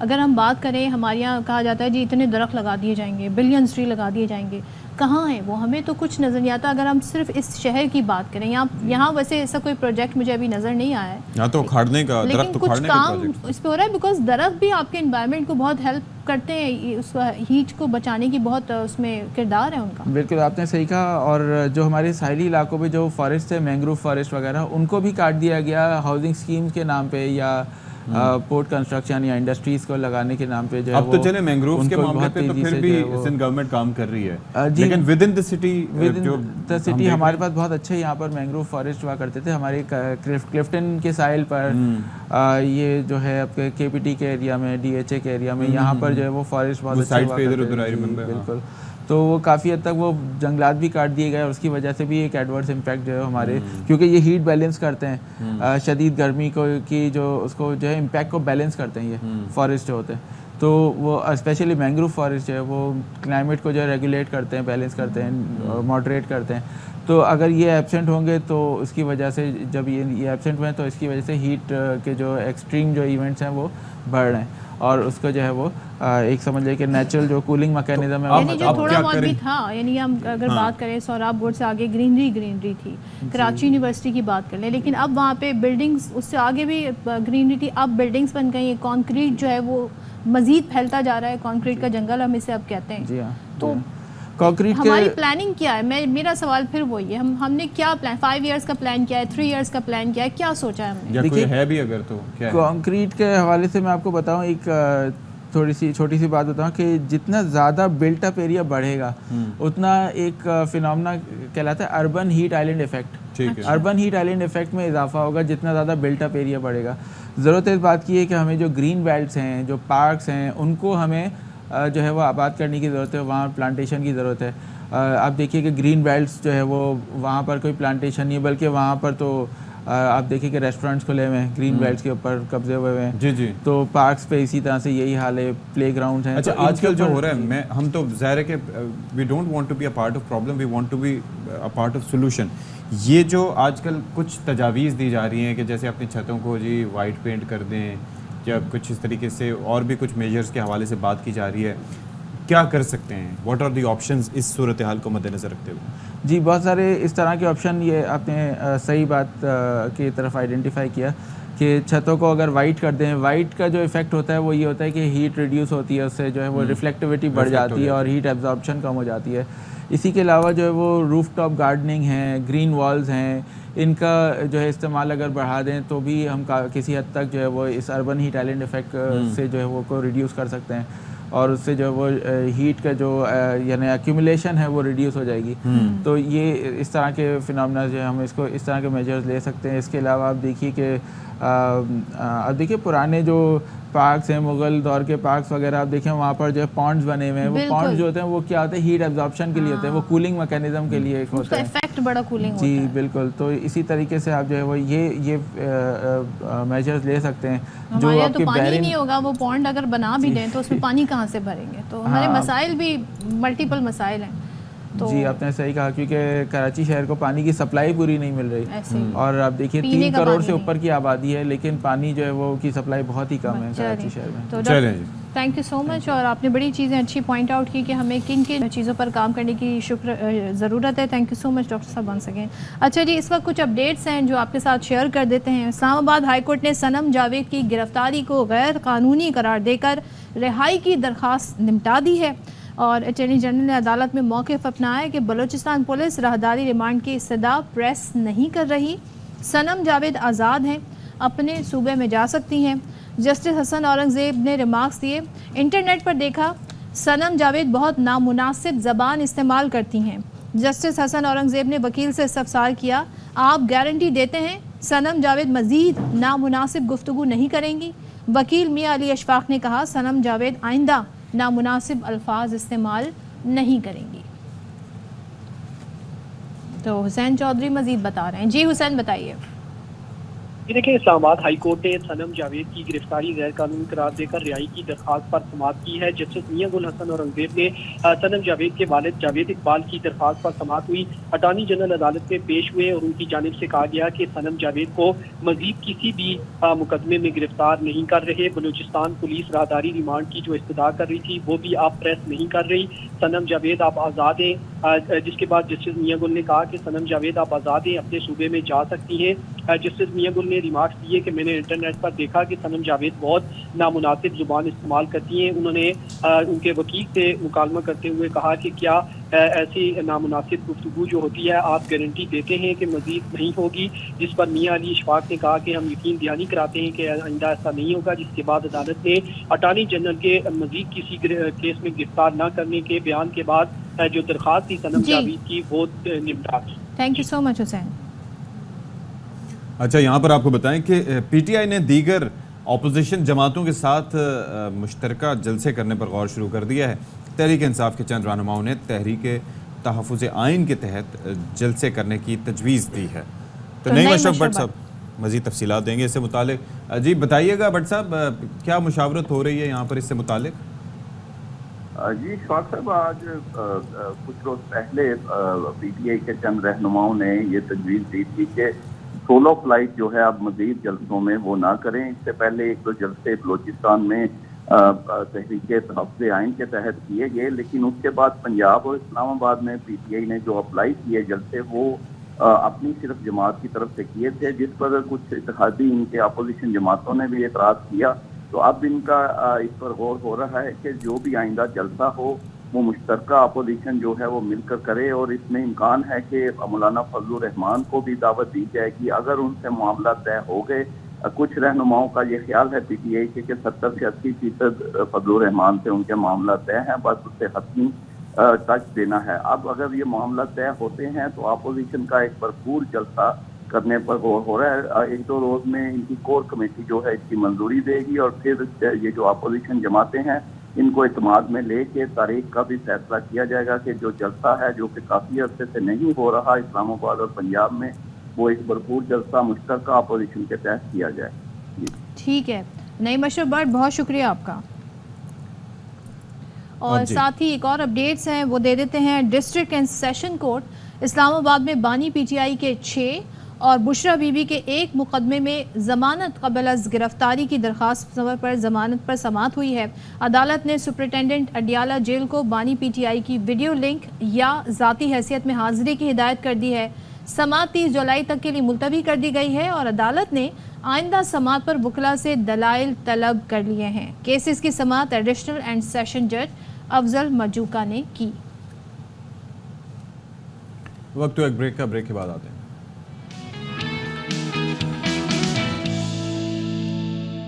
पेट्रोल के प्राइस बढ़ते पे बढ़ते जा रहे हैं। अब ऐसे में लोग नई नई इजादात लेकर आ रहे हैं, नई भी नई कहते हैं ना फ़ायदा उठा रहे हैं, सोलर से बड़ा फ़ायदा उठा रहे हैं। तो हमारे एक होनहार नौजवान है जिनका ताल्लुक़ है पेशावर इंजीनियरिंग यूनिवर्सिटी से और उनका नाम हसन खान है। उन्होंने अपनी मदद आपके तहत जीप तैयार की है, हाइब्रिड जीप तैयार की, जिसकी शक्ल और जिसकी आप पूरा एक देखते हैं मॉडल किस तरह का है। तो ये किस तरह चलेगी? ये पेट्रोल पे भी चलेगी और ये सोलर के ज़रिए भी चलेगी। क्या बात है। वैसे पेट्रोल और इलेक्ट्रिक मोटर की बात की जाती है, लेकिन ये जो है उसके अंदर काफ़ी सारी चीज़ें इनकॉर्पोरेट की गई हैं। तो कैसे ये किया गया, कौन कौन इसमें हसन के साथ शामिल रहा, ये ज़रा बात कर लेते हैं। Hasan, thank you so much for joining us भाई। बड़ी खुशी हो रही है कि ये एक बड़ा एक हाइब्रिड मंसूबा आप लेके सामने आए हैं। तो ये नॉर्मली हम गाड़ियों की सूरत में देखा करते थे, लेकिन मेरे ख्याल में it has to do with the culture as well कि आपने जीप को ऐसा बनाने का सोचा। और फ़ायदे की बात यह है कि इसमें अगर मौसम अच्छा हो तो आप खुली फ़ज़ा में वैसे भी इसको चलाते हुए जा सकते हैं। ऐसा ही है? अस्सलाम वालेकुम। जी बिल्कुल ऐसा ही है। मैं आपको गाड़ी के बारे में और बताता चलूँ। पहले इसकी फुल स्पेसिफिकेशंस आपको बताता हूँ। बताएं। इसमें 2.2 किलोवाट की इलेक्ट्रिक मोटर है। अच्छा। और 200 सीसी का IC इंजन लगा है इसमें। इलेक्ट्रिक मोड पे आपको 60 किलोमीटर की रेंज देगी है एक चार्ज पे। ओके। उसके बाद अगर आप इससे लॉन्ग चले जाएँ तो उसके बाद ऑटोमेटिकली इंजन स्टार्ट होगा और 35 to 40 किलोमीटर की रेंज आपको वो देगा। ओके। अगर आप इसके अबव जाना चाहें तो जितना भी आप देर में घर जाएंगे उतनी देर में आपका बैटरी पैक ऑटोमेटिकली चार्ज हो जाएगा इंजन के थ्रू। अगर आप वो नहीं कर सके, आप ऑफिस वर्कर है, ऑफिस जा रहे हैं, तो ऑफिस के बाहर गाड़ी खड़ी करें, आपकी गाड़ी ऑटोमेटिकली चार्ज हो जाएगी। मेन एम मेरा ये था कि बिजली की बचत हो ज़्यादा से ज़्यादा। पेट्रोल तो ये जो ऑफिस के बाहर गाड़ी खड़ी होगी ये सोलर से चार्ज हो जाएगा, यानी कि इसके अंदर 3 चीज़ें हैं। एक तो ये है कि इलेक्ट्रिक मोटर है, ठीक है, रिचार्जेबल बैटरीज के साथ। फिर दूसरा ये है कि इंजन भी है जो अपना काम करेगा उसको चार्ज, बैटरी पैक को चार्ज करने के लिए। और तीसरी कसर जो रह जाएगी वो सोलर से पूरी हो जाएगी। ऐसा ही है? जी बिल्कुल ऐसा ही है, बिल्कुल ऐसा ही है। और ये ऑल इन वन मैंने एक साथ दिया। और आप कहेंगे जीप क्यों बनाई है मैंने? तो जीप इसलिए बनाई कि मुझे रैलीज वगैरह का शौक है थोड़ा। अच्छा। तो मेरा इरादा है कि फ्यूचर में इसके टायर ऑफ रोड करके इसको रैलीज वगैरह में लेके जाऊंगा। क्या बात, यानी आपका पैशन था तो उसको आपने एक नई शक्ल भी दे दी। तो हसन जरा मुझे ये बताएं कॉस्ट इफेक्टिव कितनी है? आजकल सब ये रोना रो रहे हैं जी के पेट्रोल बहुत उसके प्राइस बढ़ रहे हैं, फ्यूल एवरेज सही होनी चाहिए। तो ये बताएं कि कॉस्ट इफेक्टिव कितनी होगी एज कम्पेयर टू गाड़ियाँ जो कि पेट्रोल पे चलती हैं, डीजल पे चलती हैं? अब मैं आपको बताता हूँ नॉर्मल गाड़ी की एग्जांपल रख के। नॉर्मल गाड़ी जो होती है आपकी 660 गाड़ी होती है 660 इंजन वाली, वो आपको 18 to 20 किलोमीटर की रेंज देती है ऑन 1 लीटर पेट्रोल। इसमें अगर आप 1 लीटर पेट्रोल डालेंगे तो 35 से 40 किलोमीटर इंजन पे वो रेंज देगा आपको। उसके बाद इलेक्ट्रिक मोटर जो है इसका एक चार्ज पे आपको 60 किलोमीटर की रेंज देती है। एक चार्ज करने के लिए इसको तकरीबन 3 से 4 घंटे का टाइम लगता है और 3 से 4 यूनिट उसमें कंज्यूम होते हैं। वो अगर आप धूप पे खड़ी करें नहीं, लेकिन मुझे ये समझाएं ये इसमें इंजन कितने सीसी का है? ये जो आप बता रहे हैं 35 से 40, ये अलोंग विद जो हाइब्रिड मिला के आप ये 40 की रेंज दे रहे हैं? क्योंकि आजकल तो अच्छी से अच्छी जो हाइब्रिड गाड़ी है उनकी भी मैक्सिमम रेंज जो है वो 30 तक ही होती है, ठीक है? तो ये आप कह रहे हैं सिर्फ इंजन 40 की रेंज है? इसमें इंजन का मूड सेपरेट है और इलेक्ट्रिक मूड सेपरेट रखा हुआ मैंने हाइब्रिड तो बनाया बट कंबाइन नहीं किया एक साथ, अलग अलग रखा है। बैक व्हील जो ये 4x4 है।